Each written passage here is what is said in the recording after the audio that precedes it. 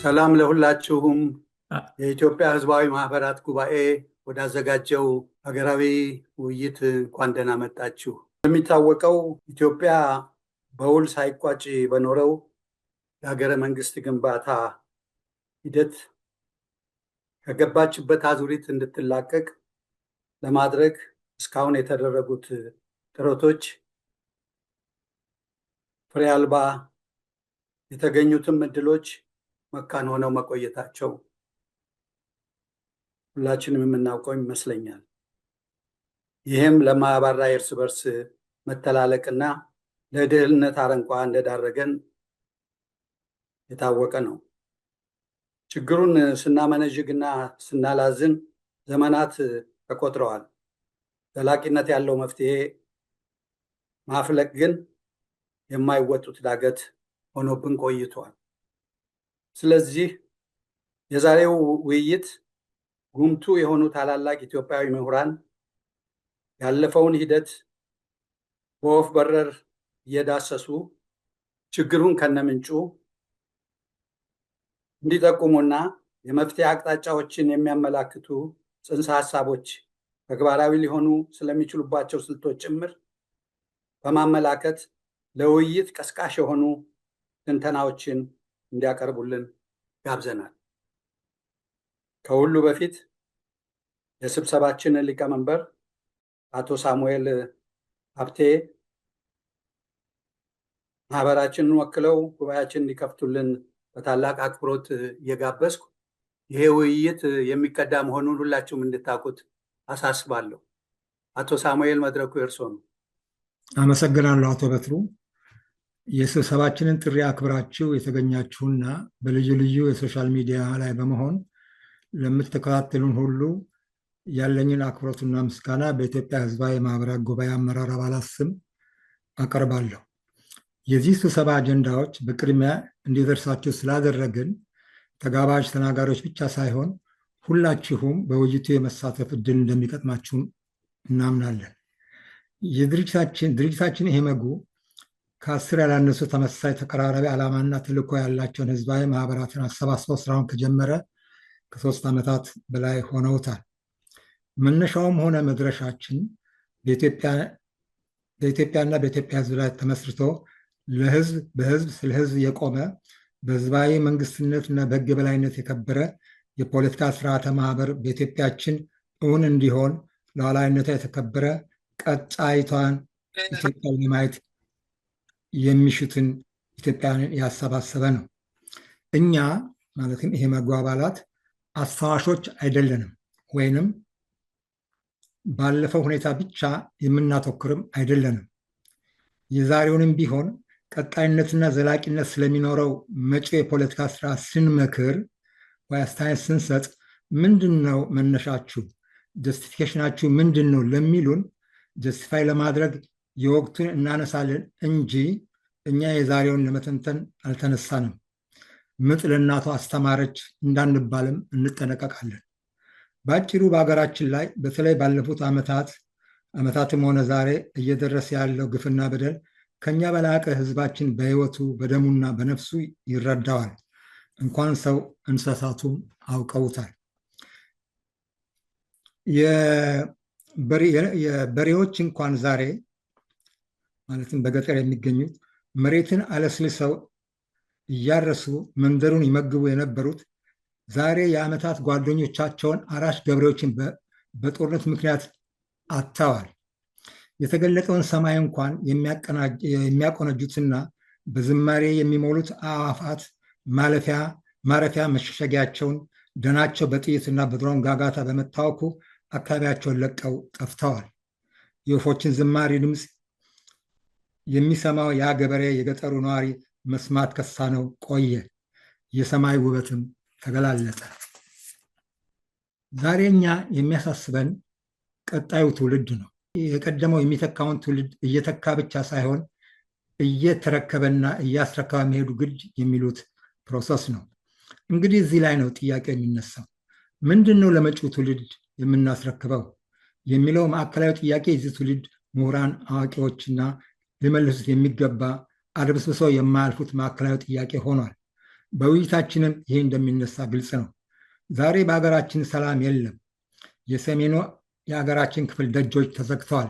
ደጆች ከተዘጉ ቤት የለንም ማለት ነው። በአማራ ወገኖች ላይ የሚደርሰው ግፍ በቃላት ለመግለጽ እንዴት ይቻላል? ከሕፃን እስከ ሽማግሌው ጾታ ሳይለይ በማንነቱ ምክንያት በራሱ መንግስት ይሰቃያል። የድሮን የአዲስ ምልምሎች የጥይት ማብረጃ መላመጃ ሆኗል። ግን ስለምንድን ነው የሚደረግበት ነው ጥያቄው። እዚህ ላይ አንድ ነገር ላስታውሳችሁ ይፈልጋለሁ። በ1960ዎቹ አካባቢ ይመስለኛል አርጀንቲና ተደብቆ ይኖር የነበረው አዶልፍ ኤክማን የናዚው ትልቅ ሰው በእስራኤል ሰላዮች ተያዘ።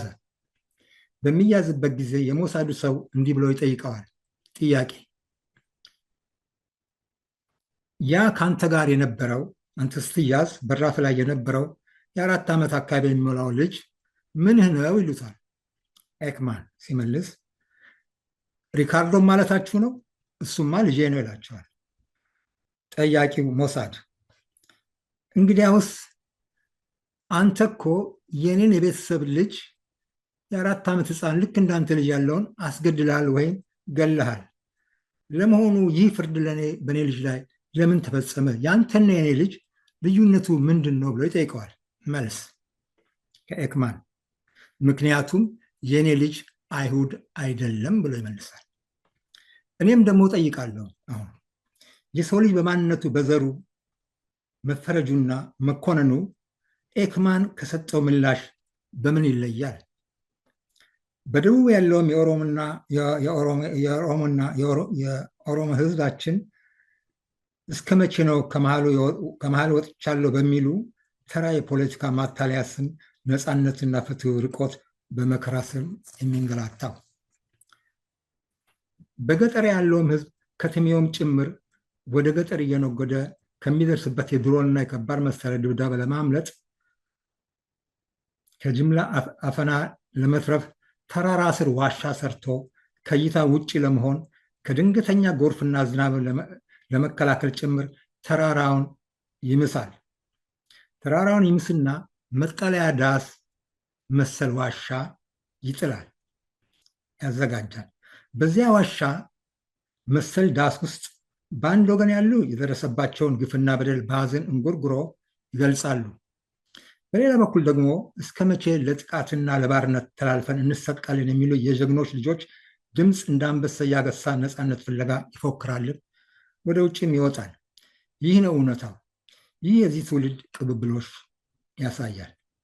ይህንን ሁኔታ የተመለከቱት ህዝባዊ የኪነ ጥበብ ባለሙያዎች በስዕልና በእንጉርጉሮ፣ በዘፈን፣ በድራማ በልዩ መልክ ይገልጹታል።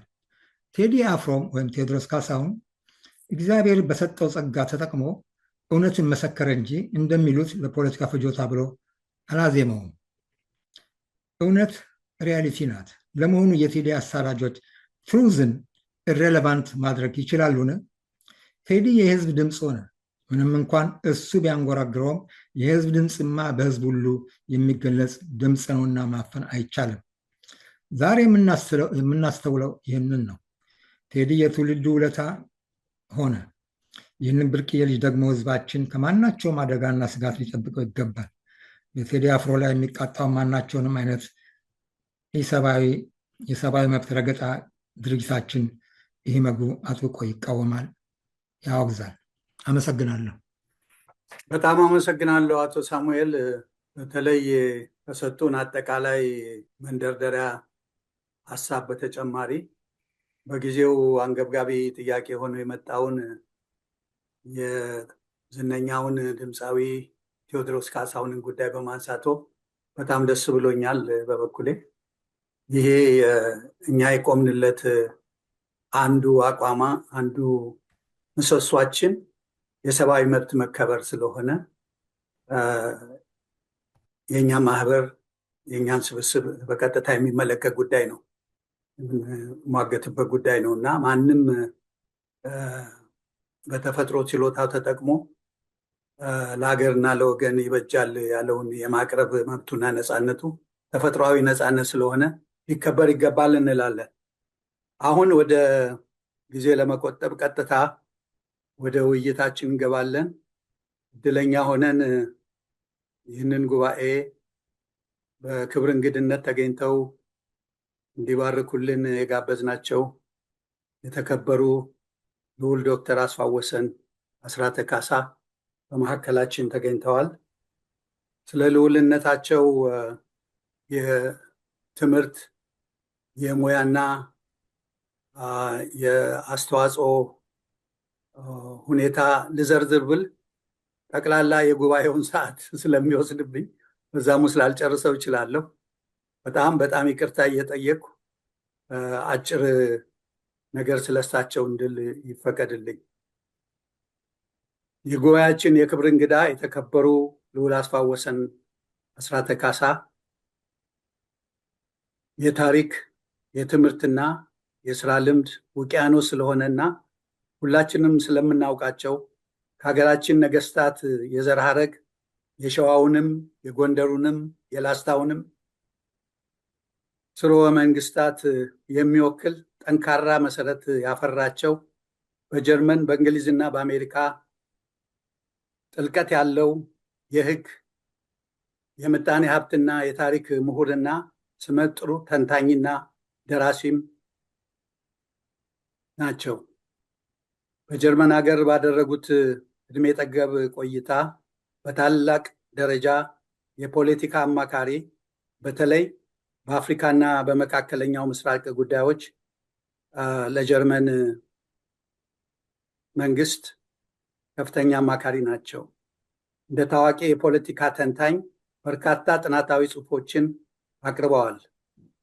የኢትዮጵያን ታሪክ፣ ባህልና ቅርስ እንዲጠበቅ እንዲታወቅና ለትውልድ እንዲተላለፍ ኦርቢስ የተሰኘ ዓለም አቀፍ ተቋም መስርተው ያላሰለሰ ጥረት በማድረግ ላይ ይገኛሉ።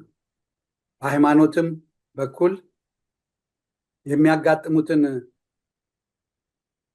የመከፋፈል አዝማሚያዎች ለመግታት አብርሃሚክ ዳያሎግ ፎረም በማካሄድ የመቻቻልን ባህል ለማስረጽ ያላሰለሰ ጥረት ያደርጋሉ።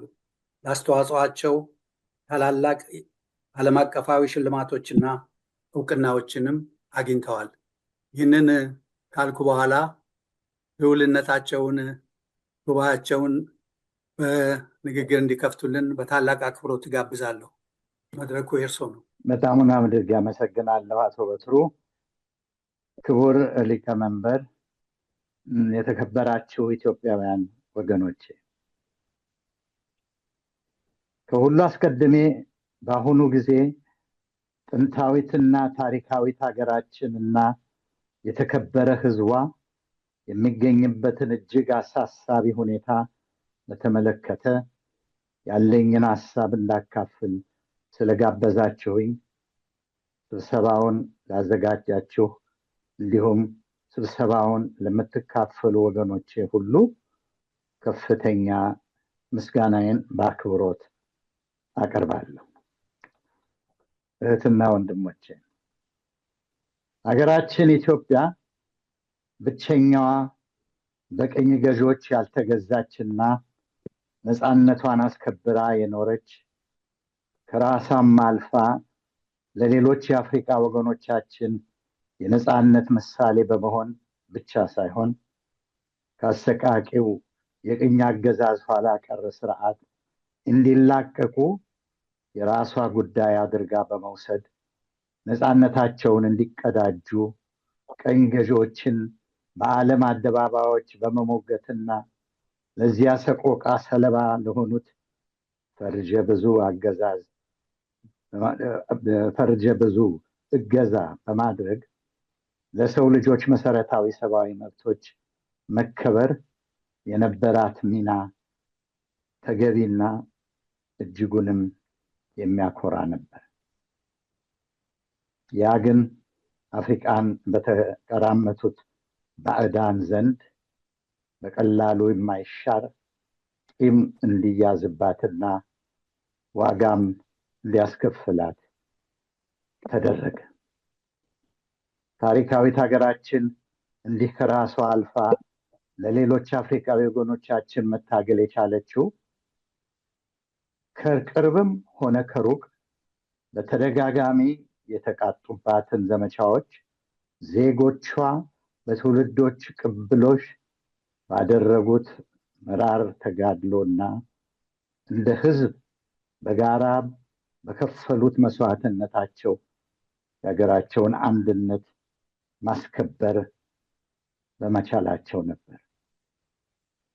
አሁን ግን የዚያ አኩሪ ታሪክ ባለቤት የሆነች ሀገራችን አንድነቷ ከውስጥ እየተቦረቦረ ለአንድነት እጦት ተጋልጣ ዜጎቿ በታሪካቸው ደርሶባቸው ለማያውቅ ድርርብ መከራዎች ሰለባ ለሆኑበት ሁላችንንም እጅጉን ለሚያሳፍርና አንገት ለሚያስደፋና በታሪክም የሚያስጠይቅ አደገኛ ሁኔታ ተደርጋ ትገኛለች። ውድ ወንድሞቼ እና እህቶቼ በ1987 ዓመተ ምህረት በኢትዮጵያ ላይ የተዘረጋው ሀገራዊ የውስጥ አስተዳደራዊ አመዳደብ እና አከፋፈል ማንነት በሚሉት ጠንከኛ ፖለቲካ አደረጃጀት የተቋቋመና ኢትዮጵያንን የአንዲት ሀገር ዜጎች አድርጎ የማይቆጥር ሀገራዊ የዜግነት መብትን የደፈጠጠ ሙሉ ባለቤትነትን መብትን ለአንድ የተወሰነ ማህበረሰብ ክልል የተባለው የሀገር ክፍል በስሙ ለተሰየመበት ማህበረሰብ የሰጠ በመሆኑ ህዝብን ለማያባራ የእርስ በርስ የቀውስ አዙሪት እንደሚዳረግ በምናልባታዊ ስጋትነት የሚታይ ስጋት ሳይሆን በተግባር የተፈጸመ አሳዛኝ ጉዳይ ነው።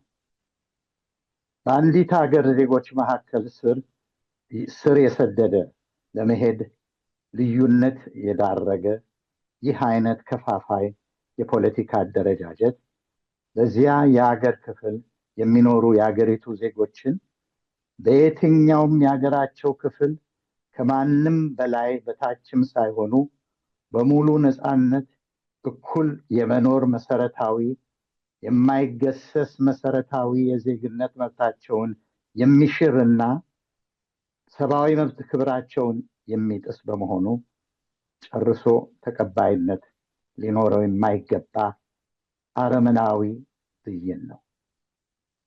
በ21ኛው ክፍለ ዘመን በዜጎች መሃል ይህን መሰል እጅግ ኋላ ቀር የሆነ ፖለቲካዊ የአስተዳደር ስርዓት እንዲቀጥል መፍቀድና ስለ ሀገር አንድነትም ሆነ ስለ ዴሞክራሲ ስለ አስተማማኝ ሰላምም ሆነ የጋራ ተጠቃሚ ስለሚያደርግ ልማት እና እድገት ማውራት ደግሞ የማይጨበጥ ባዶ ምኞት ብቻ ሳይሆን ሲበዛ ግብዝነት የተናወጠው ጤና ቢስ አስተሳሰብና ኃላፊነት የጎደለው ተግባር ይሆናል። ኢትዮጵያ ለዜጎቿ ሁሉ እትብትባቸው የተቀበረባት የትውልድ ሀገር ስለሆነች የሀገራቸው የውስጣዊ አስተዳደር ክፍሎች አደረጃጀት የግድ ከኢትዮጵያ በአንድ የተወሰነ የሀገር ክፍል መወለድ የዛ ቦታ ብቸኛ ባለቤት ሊያደርግና በሌሎች የሀገሪቱ ክፍሎች የተወለዱት ግን ለዚያ ክፍል ወይም ክልል መጤ ወይም ሰፋሪ በሚል ፍረጃ እንደ ባዕድ ተቆጥረው የባለቤትነታቸውን መብታቸውን ሊነፈጉ አይገባም።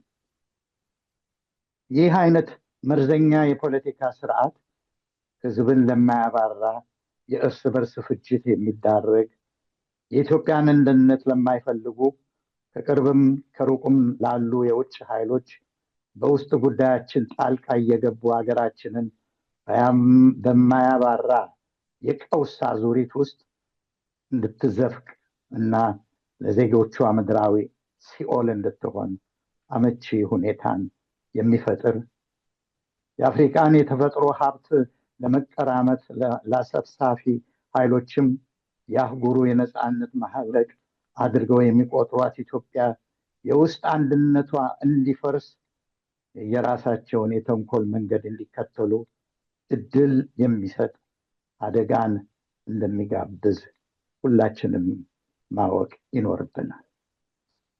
አስተማማኝ ሰላም እንዲኖር ቋንቋን፣ ነገድን፣ ጎሳን መሰረት ባደረገ የማንነት መለያ መስፈርት የተቋቋመው አገር አፍራሽ ጸረ ዲሞክራሲና ጸረ ዜግነት አፓርታይዳዊ የሀገር ውስጥ የአስተዳደር ምደባ አከላለል መልከ ምድሯ ጂኦግራፊ አቀማመጥና የህዝብ አሰፋፈርን ስሊት ውስጥ ባስገባ ህዝብ ከመንግስታዊ አገልግሎት ሰጪ ድርጅቶችና ተቋማት ለሚደረጉ መሰረታዊ አቅርቦዎች፣ አመልተኝነትም ወዘተ አኳያ በተቃኘ በጥናት ከሚተማመንባቸው አስፈላጊ መሻሻያዎች ጋር ከሞላ ጎደል የቀድሞ ክፍለ ሀገሮችን መሰል አይነት የውስጥ አስተዳደር የአካባቢውን ልዩ ሁኔታ ታሳቢ ባደረገ መልክ በአዲስ አደላደል መተካት ተገቢ ይሆናል። ስለ ዜግነት የሁሉም ፖለቲካዊ መብቶች ምንጭና መሰረት በመሆኑ ማንኛውም ኢትዮጵያዊ በየትኛው የሀገሩ ክፍል በነገዱ፣ በጎሳው፣ በሚናገረው ቋንቋ፣ በሚከተለው መንፈሳዊ እምነት ወዘተ ምክንያት ምንም አይነት አድሎና መገለል ሳይደርስበት በሙሉ ነፃነትና በኩልነት የመኖር መብቱ ለዘላለም ሊከበር ይገባል። ከህወሓት መርሮ ኢትዮጵያ ኢህአዲያዊ አሁን እስካለው ኦነጋዊ ኦህዴዳዊ የብልጽግና አገዛዝ በኢትዮጵያ ህዝብ ላይ የተጫነው እና መሰረቱን ዜጎችን በኢትዮጵያዊነት የወል ማንነት ሳይሆን ብሔር ብሔረሰብ ህዝቦች በሚል ቋንቋ ነገድን መሰረት ያደረገ ጸረ ህዝብ እና ጸረ አንድነት አፓርታይዳዊ የፌዴራል ስርዓት እስካሁን ካስከተለው ቀውስ የባሰ ጉዳት ከማድረሱ ሊወገድ እና ዜግነትን ማዕከል በማድረግ መልክዓ ምድራዊ የክፍለ ሀገር እውነተኛና ፍትሃዊ የፌዴራላዊ አስተዳደር አደረጃጀት ሊተካ ይገባል። ለዚህም ተግባራዊ መሆን የሀገራቸው ሉዓላዊነት ዋና ባለቤት የሆኑት ኢትዮጵያውያን በመረጡት የትኛውም የሀገራቸው ክፍል በሰላምና በእኩልነት የመኖር ማንም ሊፈነግራቸውና የማይችል እና የማይገባ ሙሉ መብት ያላቸው መሆኑን የሚያረጋግጥ አዲስ ዴሞክራሲያዊ ህገ መንግስት ዋስትናው ሊረጋገጥ ያስፈልጋል። ያለፈ ታሪካቸው ብቻ ሳይሆን የወደፊት ዕጣ ፈንታቸውም እንደታሰረ የአንዲት አገር ህዝብ በዚህ መልክ የከፋፈለን ስርዓት እንዲቀጥል ፈቅዶ አድልኦ የሌለበት ፍትሃዊ ስርዓት መመኘትም ሆነ የጋራ ሀገርና የጋራ ተስፋ አለን ማለት አንድም የሚያስከትለውን ጸጸት የማይመልሰው አደጋ አለመረዳት ወይም ይህ እንዳይሆን ከወዲሁ የሚቻለውን ርብርብ ለማድረግ ያለመፈለግ ኃላፊነት የጎደለው ተግባር ከመሆን አያልፍም። የተከበራችሁ ወንድሞችና እህቶቼ፣ አዲስ ዴሞክራሲያዊ ህገ መንግስት ኢትዮጵያ የዜጎቿ ድምር ውጤት ናት። ብዙሃንነት ፈጣሪ ለሀገራችን የለገሳት በረከት መሆኑን በጸጋ ተቀብሎ የሀገራዊ ሉዓላዊነትን ብቸኛ ባለቤት የሆኑትን ዜጎቿ ሁሉ ሙሉ ሰብአዊ መብቶቻቸው በአንድነታቸው ማዕቀፍ ተከብሮ አንዳችም አድሎ ሳይኖር ሁሉም እኩል ተጠቃሚ እንዲሆኑ የሚያደርግ ፍትሃዊ ስርዓት እውን በማድረጉ ጥረት ላይ በማተኮር ፈንታ ደርግን የተኩት አምባገነን ታጣቂ ኃይሎች ኢትዮጵያን በጋራ መስዋዕትነታቸው ያስከበሩትን ሀገራዊ አንድነትን የመብታቸውን እንቅፋት አልፎም በሀገራችን ላሉ ፖለቲካዊ፣ ማህበራዊና ኢኮኖሚያዊ ችግሮች ሁሉ ምክንያት እንደሆነ በመቁጠር በዋና ጠላትነት ተፈርጆ በኢትዮጵያ የረጅም ጊዜ ታሪክ አንድም ጊዜ ታይቶ በማይታወቅ ሁኔታ ሀገራዊ የውስጥ አስተዳደር ከዚህ በላይ በተጠቀሰው መልክ እንዲሆን ተደርጓል። የድርጅቱን ጸረ ኢትዮጵያ የፖለቲካ መስመር ተግባራዊ ለማድረግ በተሰላ መልኩ ጠባብ አስተሳሰብ በተናወጠው ጥሬ እብሪት በህገ መንግስት ስም በህዝብ ላይ የተጫነ ይህ መሰረቱን ልዩነት ላይ ያደረገ አደገኛ አፓርታይዳዊ የአገዛዝ ስርዓት ኢትዮጵያውያን ተለያይተው እንዲያድጉ እና እርስ በርሳቸው እንደ ባዕድ እንዲታዩ ያደረገ ለመሆኑ በአሁኑ ጊዜ የኢትዮጵያ ህዝብ ለሚገኝበት አሳዛኝና እጅጉን አሳፋሪ ይዞታ እንዲሁም በሀገራዊ አንድነት ላይ ላንዣበበው ህልውናን ተፈታታኝ ቀውስ ዋና ምክንያት ነውስ ቢባል ጥሬ ሀቅ እንጂ ስህተት አይደለም። ከ30 ዓመት በላይ በህዝብ ላይ የተጫነንና ስር እንዲሰድ የተደረገን ይህን መርዛኛ አፓርታይዳዊ የፖለቲካ ስርዓት በአዋጅ በመሻር ብቻ አገራችን ለምትገኝበት እጅግ ውስብስብ እና አደገኛ ሁኔታ አስተማማኝ መፍትሄ አያስገኝም። አገርን የመሰቃቀለና ህዝብን እርስ በርስ እልቂት የሚዳረግ ይህ መዘዘ ብዙ የፖለቲካ ስርዓት የሚቀየረው ለአዲስ ዴሞክራሲያዊ የስርዓት ሽግግር አመቻች ሁኔታን መፍጠር በሚያስችል አግላይነት በሌለው ሁሉን አቀፍና ግልጽነት ባለው አገራዊ ጉባኤ አማካይነት በሚደረስበት ብሔራዊ መግባባት መሰረትነት በሚወጣ አዲስ የጋራ ቃል ኪዳን ውል ሊሆን ይገባል። የቃል ኪዳኑ ማሰሪያ ልዩ ልዩ የማንነታችን መገለጫዎቻችንን ለጠንካራ አንድነታችን የሚል ይሆናል። ይህ የሁሉንም ብሶት በጥሞና ያዳመጠ መግባባትን የሚያስገኝ ችግሮችን በሰላም የሚፈቱበትን እድል የሚሰጥ ሁሉንም አትራፊና ተጠቃሚ የሚያደርግ አገርን ከብትና ህዝብን ከቀውስ አዞሪነት ከሚታደግ እና አዲስ የጋራ ብሩህ ተስፋን የሚፈነጥቁ ጥረት ባዶ ምኞት ሆኖ እንዳይቀርና እውን እንዲሆን የጋራ ርብርብን እና ዝግጁነትን እንደሚጠይቅ የታወቀ ነው። ስለሆነም የብሔርም መግባባት ጉባኤው የተሳካ እንዲሆንና የታለመለትን ውጤት እንዲያስገኝ ቀና መንፈስን ከጊዜያዊ የተነጠለ ግለሰባዊም ሆነ ድርጅታዊ ፍላጎት አኳያ ሳይሆን የሀገርን እና የህዝብ ዘለቄታዊ የወል ጥቅም ያስቀደመ የስነ ልቦና ዝግጅትን የጋራ ጥረትን እና ቁርጠኝነትን እንደሚጠይቅ መገንዘብ አስፈላጊ ይሆናል። ስለ አደረጃጀቱ እና ስለ ተግባራዊነቱ ኃላፊነት የሚወሰድ አካል ሊቋቋም ያስፈልጋል። የብሔራዊ መግባባቱ ጉባኤ የደረሰበትን ውሳኔ በየክፍለ ሀገሩ እስከ ወረዳና ቀበሌ ደረጃ ዜጎች እንዲመክሩበት፣ ሀሳባቸውን እንዲሰጡበትና እንዲያምኑበት እድል ሊሰጣቸውም ያስፈልጋል። መደምደሚያ፣ ለማንኛውም ስብጥር ማህበረሰቦች ያላቸው ሀገሮች ኢትዮጵያችንም በልዩ ልዩ ባህላዊና ማህበራዊ እሴቶች ባሏቸው ዜጎች ታድላለች።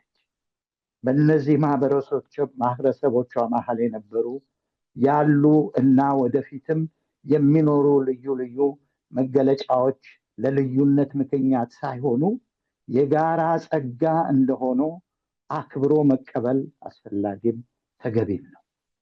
እኩይ ዓላማ ባላቸው ክፍሎች በኩል እነዚህ ጤናማ እሴቶች መግለጫዎች የልዩነት ምክንያት ሆነው ለእርስ በርስ መተላለቅ እንዳይዳረጉ በሁሉም በኩል ጥንቃቄ ማድረግ ያስፈልጋል።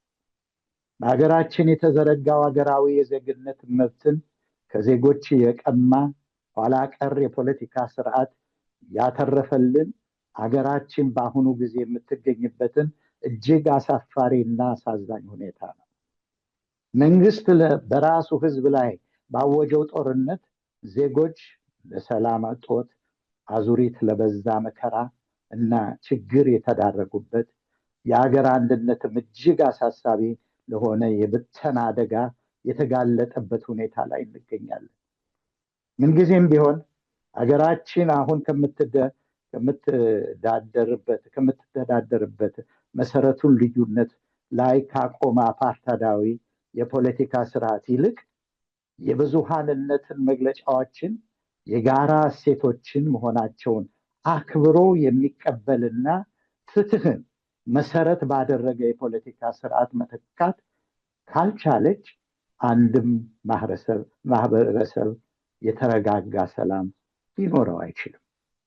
በመሆኑም ለህዝብ ሰላምና ደህንነት፣ ለዜጎች መብቶችና ለሀገራዊ አንድነት መከበር በጎ የሚያስቡ ወገኖቻችን ሁሉ አሁን ያለውን ከፋፋይና ጸረ ዴሞክራሲ የፖለቲካ ስርዓት የዜጎችን የሀገር ባለቤትነት በሚያረጋግጥና ህዝብን ማዕከል ባደረገ አዲስ ዴሞክራሲያዊ ህገ መንግስታዊ ስርዓት ለመተካት መረባረብ ያስፈልጋቸዋል። የወል መብቶች የግለሰቦች መብት ድምር ውጤት ሊሆን ይገባልና የወል ወይንም የቡድን መብት ትርጉም ሊኖረው የሚችለው ዜጎች እንደ ሰብአዊ ፍጡር ያላቸው ሙሉ መብት መከበር ሲችል እንጂ በተገላቢጦሽ በግለሰብ መብት ኪሳራ የወል መብት ሊከበር እንደማይችል ግልጽ ሊሆን ያስፈልጋል።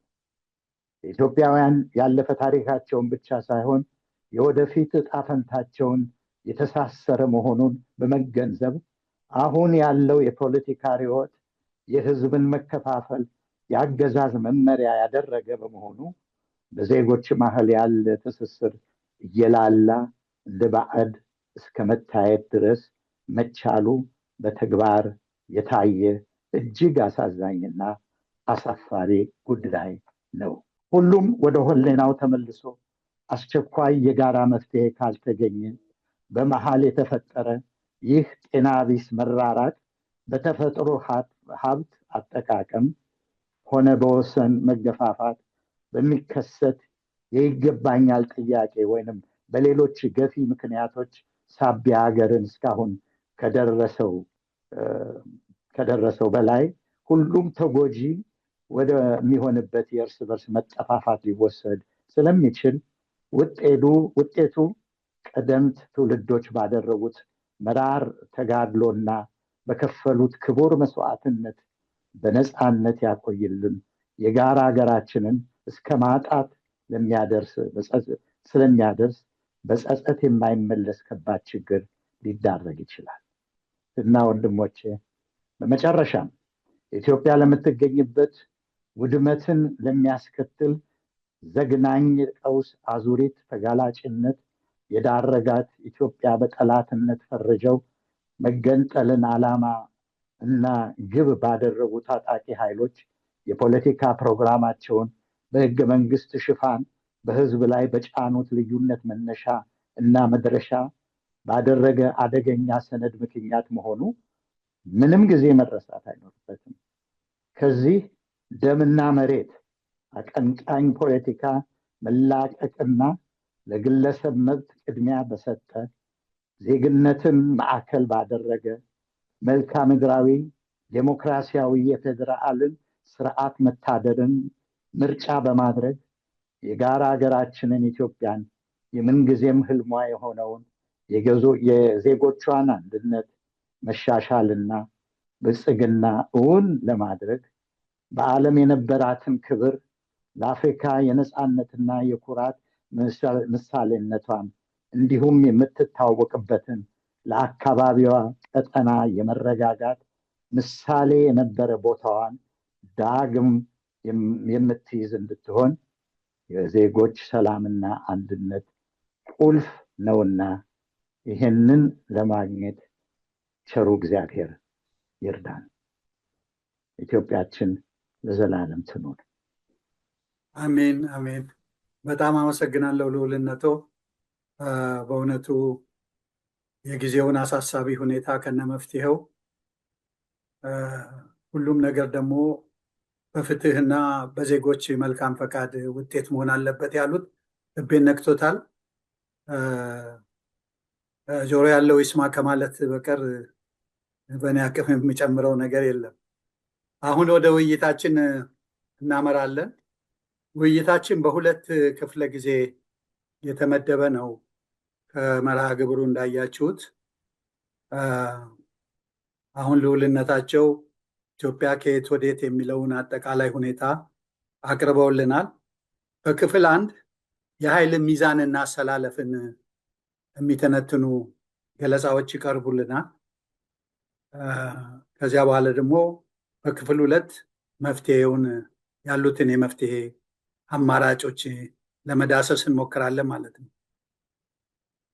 የመጀመሪያው በዚህ ክፍል የመጀመሪያው አቅራቢያችን አቶ ኤፍሬም ማዴቦ ነው። አቶ ኤፍሬምን ሁላችሁም ታውቁታላችሁ።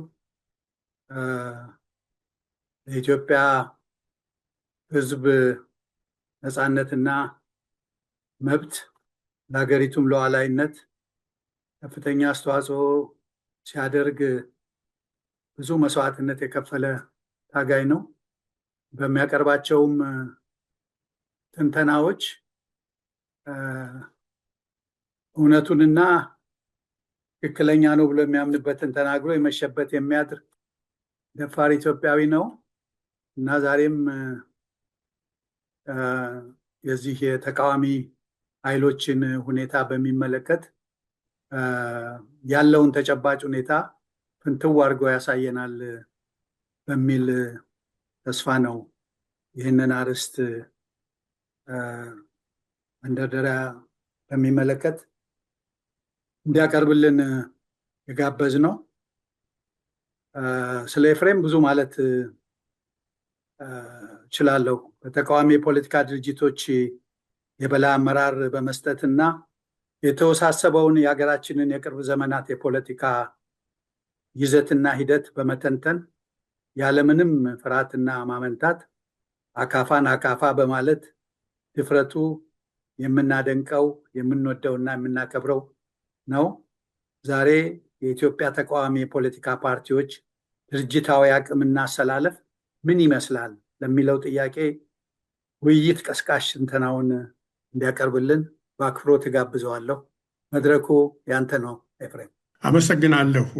በመጀመሪያ ይህንን ጉባኤ ያዘጋጀውን የኢትዮጵያን ሕዝባዊ ማህበራት ጉባኤ ማመስገን እፈልጋለሁ። ቀጥሎ ይህንን ጉባኤ ወይም ውይይት በዓለም ዙሪያ በተለያዩ ሚዲያዎች የምትከታተሉ ኢትዮጵያውያን ወንድሞቼና እህቶቼ ሰላምታዬ ይድረሳችሁ። ዛሬ ይዤላችሁ የቀረብኩት ጉዳይ የኢትዮጵያ የፖለቲካ ፓርቲዎች ድርጅታዊ አቅምና አስተላለፍ ምን ይመስላል የሚለውን ጉዳይ ነው። ግን ወደዚህ ጉዳይ ውስጥ ከመግባቴ በፊት ባጭሩ ኢትዮጵያ አሁን ያለችበትን አሁናዊ ሁኔታ እንድንመለከት እፈልጋለሁ። እስከ ያዝነው ሚያዝያ ወር አጋማሽ ድረስ ያለው የኢትዮጵያ ሁኔታ ሰላምና መረጋጋትን፣ ደህንነትን፣ አስተዳደርን፣ ኢኮኖሚንና ማህበራዊ ዘርፎችን በተመለከተ በቀላሉ መውጣት የማይቻልበት ቀውስ ውስጥ ገብቷል።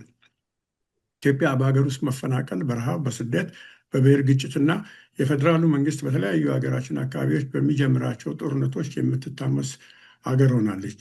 የዛሬዋ ኢትዮጵያ ምን ትመስላለች ብላችሁ ብትጠይቁኝ ኢትዮጵያ በዘርፈ ብዙ ችግሮች የተተበተበች ሀገር ናት።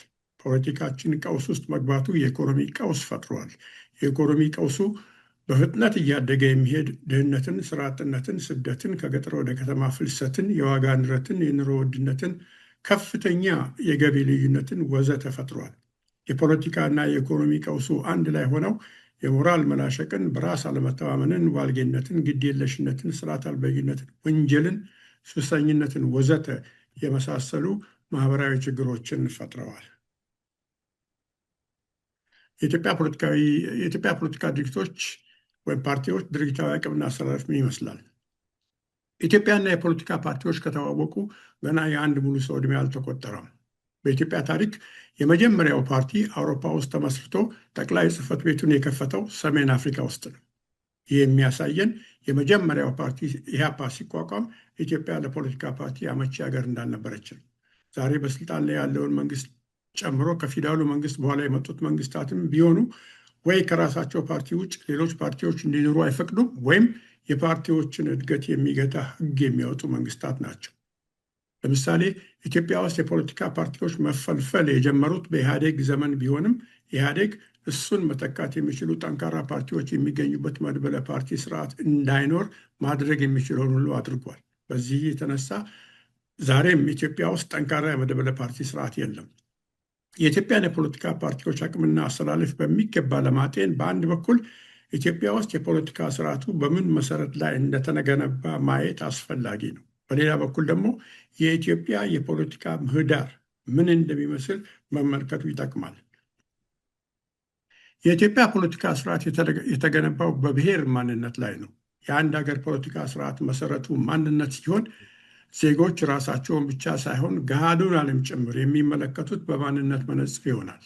ይህ የማንነት መነጽር ደግሞ ሁሌም አጉልቶ የሚያሳየው በሰላም አብሮ መኖርን ሳይሆን ጥላቻና ግጭትን፣ መቀራረብን ሳይሆን መራራቅን፣ አንድነትን ሳይሆን ልዩነትን ነው። የማንነት ፖለቲካ በነገሰባቸው ማህበረሰቦች ውስጥ አገራዊ ማንነትና አገራዊ አጀንዳ በብሔር ማንነትና በብሔር አጀንዳ ይዋጣሉ። የፖለቲካ ልሂቃኑ ከራሳቸው ብሔር ውጭ ከሆነ ሌላ ልሂቅ ጋር ተገናኝተው በሀገር ጉዳይ ላይ መነጋገር አይፈልጉም። በዚህ የተነሳ ኢትዮጵያ ውስጥ ዋልታ ረገጥ እንጂ መሀል ተኮር ፖለቲካ የለም። ወይም የኢትዮጵያ ፖለቲካ ምህዳር መሀሉ ባዶ ነው። የኢትዮጵያ ፖለቲካ ምህዳር መሀሉ ባዶ ነው ሲባል ምን ማለት ነው? ይህ የምታዩት የኢትዮጵያ ካርታ እንደ አንድ ትልቅ ቤት ብንወስደው በዚህ ትልቅ ቤት ውስጥ የተለያዩ ባለድርሻዎች፣ እነዚህ በቀለም የተቀቡት እነዚህ በሰርክል ያሉት ባለድርሻዎች ናቸው። እነዚህ የተለያዩ ባለድርሻዎች በዚህ ትልቅ ቤት ውስጥ በየራሳቸው መኖሪያ ቤት ነው የሚኖሩት። እዚህ ከጫፍ ላይ ያሉት ከመኖሪያ ቤታቸው ወጥተው ወደ ውጭ መሄድ ሲፈልጉ በዛው በራሳቸው በኩል ነው እንጂ የሚሄዱት ወደ ሳሎኑ ክፍል ወጥተው በሳሎኑ ክፍል በኩል አይወጡም። ምክንያቱም ሌሎችን ማግኘት አይፈልጉም። ሁሉም እንደዚህ ናቸው። አንደኛው ቀዮቹን ብታዩ ቀዮቹ ኢትዮጵያ ውስጥ አንድ ችግር ሲፈጠር ቀዮቹ ይህንን ችግር የሚያዩበት መንገድና ለችግሩ መፍትሄ የሚፈልጉበት መንገድ ቢጫዎቹ፣ አረንጓዴዎቹ እና ነጩ ሌሎቹ የተለያዩት ባለድርሻዎች ከሚያዩበት መንገድ ይለያያል። ባለፉት 50 ዓመታት ኢትዮጵያ ውስጥ የፖለቲካ ችግራችንን ፈተን በሰላም መኖር ያልቻልነው ሁላችንም ከመኖሪያ ቤታችን ወጥተን ወደ ሳሎን ክፍሉ መጥተን ሳሎን ክፍል ውስጥ አንድ ጠረጴዛ ዙሪያ ተቀምጠን የኢትዮጵያ ትልልቅ ችግሮች ምንድን ናቸው? የእነዚህ ችግሮች ሩት ኮዝ ምንድን ነው? እንዴት ነው የሚፈታው ብለን ተወያይተን ተደራድረን የመፍታት ባህል ስለሌለን ነው።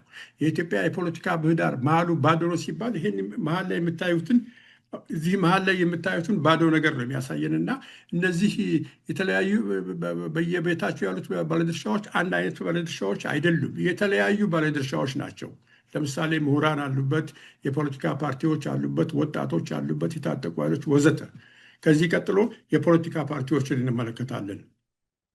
የኢትዮጵያ የፖለቲካ ፓርቲዎች በሁለት ተቃራኒ አሰላለፍ በሁለት ተቃራኒ የፖለቲካ እይታዎች ዙሪያ የተገነባ ነው። በአንድ በኩል ብሔር ተኮር ፓርቲዎች አሉ፣ በሌላ በኩል ደግሞ ህብረ ብሔራዊ ወይም አገራዊ ፓርቲዎች አሉ። ለምሳሌ እዚህ ላይ የምንመለከታቸው በብሔር የተደራጁ በአጠቃላይ 45 ፓርቲዎች አሉ ኢትዮጵያ ውስጥ በብሔር የተደራጁ። በሀገር አቀፍ ደረጃ ደግሞ የተደራጁ 24 ፓርቲዎች አሉ። 69 ፓርቲዎች አሉ ማለት ነው ኢትዮጵያ ውስጥ። እነዚህ 69 ፓርቲዎች በምርጫ ቦርድ የተመዘገቡ ፓርቲዎች ናቸው። ይህንን ቁጥርም ያገኘሁት ከምርጫ ቦርድ ዌብሳይት ላይ ነው። የመጀመሪያው ትልቁ አሰላለፍ በብሔር እና በአገራዊ ፓርቲ ተብሎ በሁለት ይከፈላል። ከዛ ደግሞ በየራሳቸው ውስጥ በብሔር የተሰለፉ ፓርቲዎች በራሳቸው ውስጥ ልዩነት አለ። በሀገራዊ ደረጃ የተሰለፉ ፓርቲዎችም እንደዚሁ በራሳቸው ደረጃ ልዩነት አለ። ለምሳሌ በሀገር ደረጃ የተሰለፉ ፓርቲዎችን ስንመለከት እናት፣ አብን፣ ኦነግ፣ እነዚህ 3 ፓርቲዎች በሀገር አቀፍ ደረጃ የተደረጁ ፓርቲዎች ናቸው። ግን የሚሰሩት ከገዢው ፓርቲ ከብልጽግና ጋር ነው። እውነተኛ ተቃዋሚ ፓርቲዎችም አይደሉም ማለት ነው። እንደውም የካቢኔ ቦታ ሁሉ ይሻማሉ። በዚህ የተነሳ ኢትዮጵያ ውስጥ ሰዎች ሲታረዱ፣ መንግስት በተለያየ ቦታ ጦርነት ሲጀምር የተለያዩ ክፉ ነገሮችን ሲያደርግ አፋቸውን ሞልቶ ደፍረው ገዢውን ፓርቲ ወይም የኢትዮጵያ መንግስት መኮንን የማይችሉ ፓርቲዎች ናቸው። እንደገና ሌሎች 3 ሀገራዊ ፓርቲዎችን እንመልከት። እናት፣ ኢህአፓ፣ መኢአድ። እነዚህ ትብብር ለኢትዮጵያ አንድነት የመሰረቱ ፓርቲዎች ናቸው። እነዚህ 3 ፓርቲዎች ደግሞ 3ቱም ሀገራዊ ፓርቲዎች ናቸው። ነገር ግን በገዢው ፓርቲ ላይ ወይም በጠቅላይ ሚኒስትር አብይ አህመድ መንግስት ላይ ጠንካራ አቋም ያላቸው ኢትዮጵያ ውስጥ ሰዎች በተለይ አሁን አርሲ ውስጥ ክርስቲያኖች ሲገደሉ፣ ወለጋዎች፣ አማሮች ሲገደሉ፣ በተለያየ ቦታ ጥፋት ሲሰራ ጠንካራ መንግስትን የሚኮንን መግለጫ የሚያወጡ ፓርቲዎች ናቸው። እንግዲህ እናት፣ ኢህአፓና የመጨረሻው መኢአድን ብንመለከት እሱ ደግሞ ባናው አማራ ጊዮናዊ ንቅናቄ ብንመለከት ሪጂናል ፓርቲ ወይ የብሔር ፓርቲ ነው። አማራ ጊዮናዊ ንቅናቄ አሰላለፉ ግን ከነዚህ ከሀገር አቀፍ ፓርቲዎች ጋር አንድ ላይ ሆኖ ትብብር ለኢትዮጵያ አንድነትን ፈጥሯል። አንድ ላይ ሆኖ ብልጽግናን በከፍተኛ ደረጃ ይቃወማል። እንደገና ወደ ኢዜማ ተራ ስንመጣ ደግሞ የጌዲዮ ህዝብ ዴሞክራሲያዊ ድርጅት አለ። ጌዲዮ ህዝብ ዴሞክራሲያዊ ድርጅት የብሔር ፓርቲ ነው። አሰላለፉ ግን ከነ ኢዜማ ጋር ሆኖ ስልጣን የሚጋራ የገዢው ፓርቲ አፈቀላጤ ነው። እንደገና ኦነግን ብቻ በዚህ ከነ ኢዜማ ጋር ያለውን ኦነግ ስንመለከት ይሄ የካቢኔ ቦታ የሚሻማውን ኦነግ ስንመለከት በነ ቀጄላ የሚመራው ኦነግ ነው እንጂ በነ ዳውድ ኢብሳ የሚመራ ኦነግ እዚህ ከኦፌኮ ኦነግ ህብር ይሄ ኮከስ ከምክክር ኮሚሽን ተቃውሞ እንደገና መዋቀር አለበት ብሎ ከምክክር ኮሚሽኑ ጋር በፍጹም ምንም ነገር አንሰራም ብለው ኮከስ የፈጠሩ ፓርቲዎች ናቸው። እዛ ውስጥ ያለው ኦነግ በነ ዳውድ ኢብሳ የሚመራ ኦነግ ነው። የፓርቲዎች አሰራረፍ ባሉበት ደረጃ አንደኛ በሁለት ይለያል፣ እንደገና በያሉበት ይለያያል። እንደገና ውዝን በአንድ ፓርቲ ውስጥም እንዲህ መሰነጣጠቅ አለ እና እዚህ ከታች ደግሞ 30 ፓርቲዎች አሉ። ከብልጽግና ጋር ስልጣን ባይሻሙም ብልጽግና ባስነጠሰ ቁጥር የሚያስላቸው ወደ 30 የሚጠጉ ፓርቲዎች አሉ እና አጠር ባለ መንገድ ስንመለከት የኢትዮጵያ የፖለቲካ ፓርቲዎች አሰላለፍ ይህን ይመስላል። የኢትዮጵያ የፖለቲካ ፓርቲዎች አንዳንዶቹ በሊቀመንበርነትና በገንዘብ ያዥነት የሚመሯቸው ባልና ሚስት በሊቀመንበርነትና በገንዘብ ያዥነት የሚመሯቸው ፓርቲዎች ናቸው። አንዳንዶቹ ደግሞ ጽሕፈት ቤታቸውም መኖሪያ ቤታቸውም አንድ ላይ ነው። ጠቅላላ ጉባኤ ለማካሄድ በየመንገዱ ያዩትን ሰው እየጠሩ የሚያመጡ ፓርቲዎች አሉ። አብዛኛዎቹ የኢትዮጵያ ፓርቲዎች በግልጽ የተቀመጠ ርዕዮተ ዓለም የላቸውም።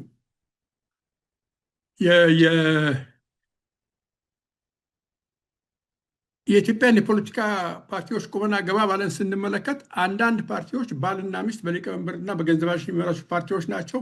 ጠቅላላ ጉባኤ ለማካሄድ በየመንገዱ ያዩትን ሰው የሚጋብዙ ፓርቲዎች አሉ። አብዛኞቹ የኢትዮጵያ ፓርቲዎች በግልጽ የተቀመጠ ርዕዮተ ዓለም የላቸውም።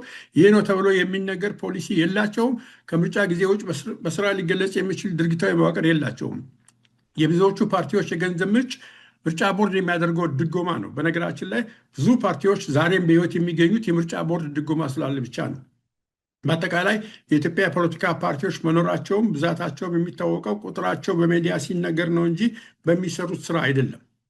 የኢትዮጵያ ፖለቲካ ፓርቲዎች ድርጊታዊ አቅም በፓርቲዎቹ ውስጥ እንዳለው መዋቅር በጋራ የመስራት ባህልና ውስጠ ፓርቲ ስምምነት ስፋትና ጥልቀት ልክ ይለያያል። ለምሳሌ ኢትዮጵያ ውስጥ በፓርቲና በመንግስት መዋቅር መካከል ምንም ልዩነት ስለሌለ ብልጽግና ፓርቲ በሰው ኃይል፣ በቁሳቁስ፣ በፋይናንስ እና ድርጅታዊ ጥንካሬው ከሌሎች ፓርቲዎች በከፍተኛ ደረጃ ይበልጣል።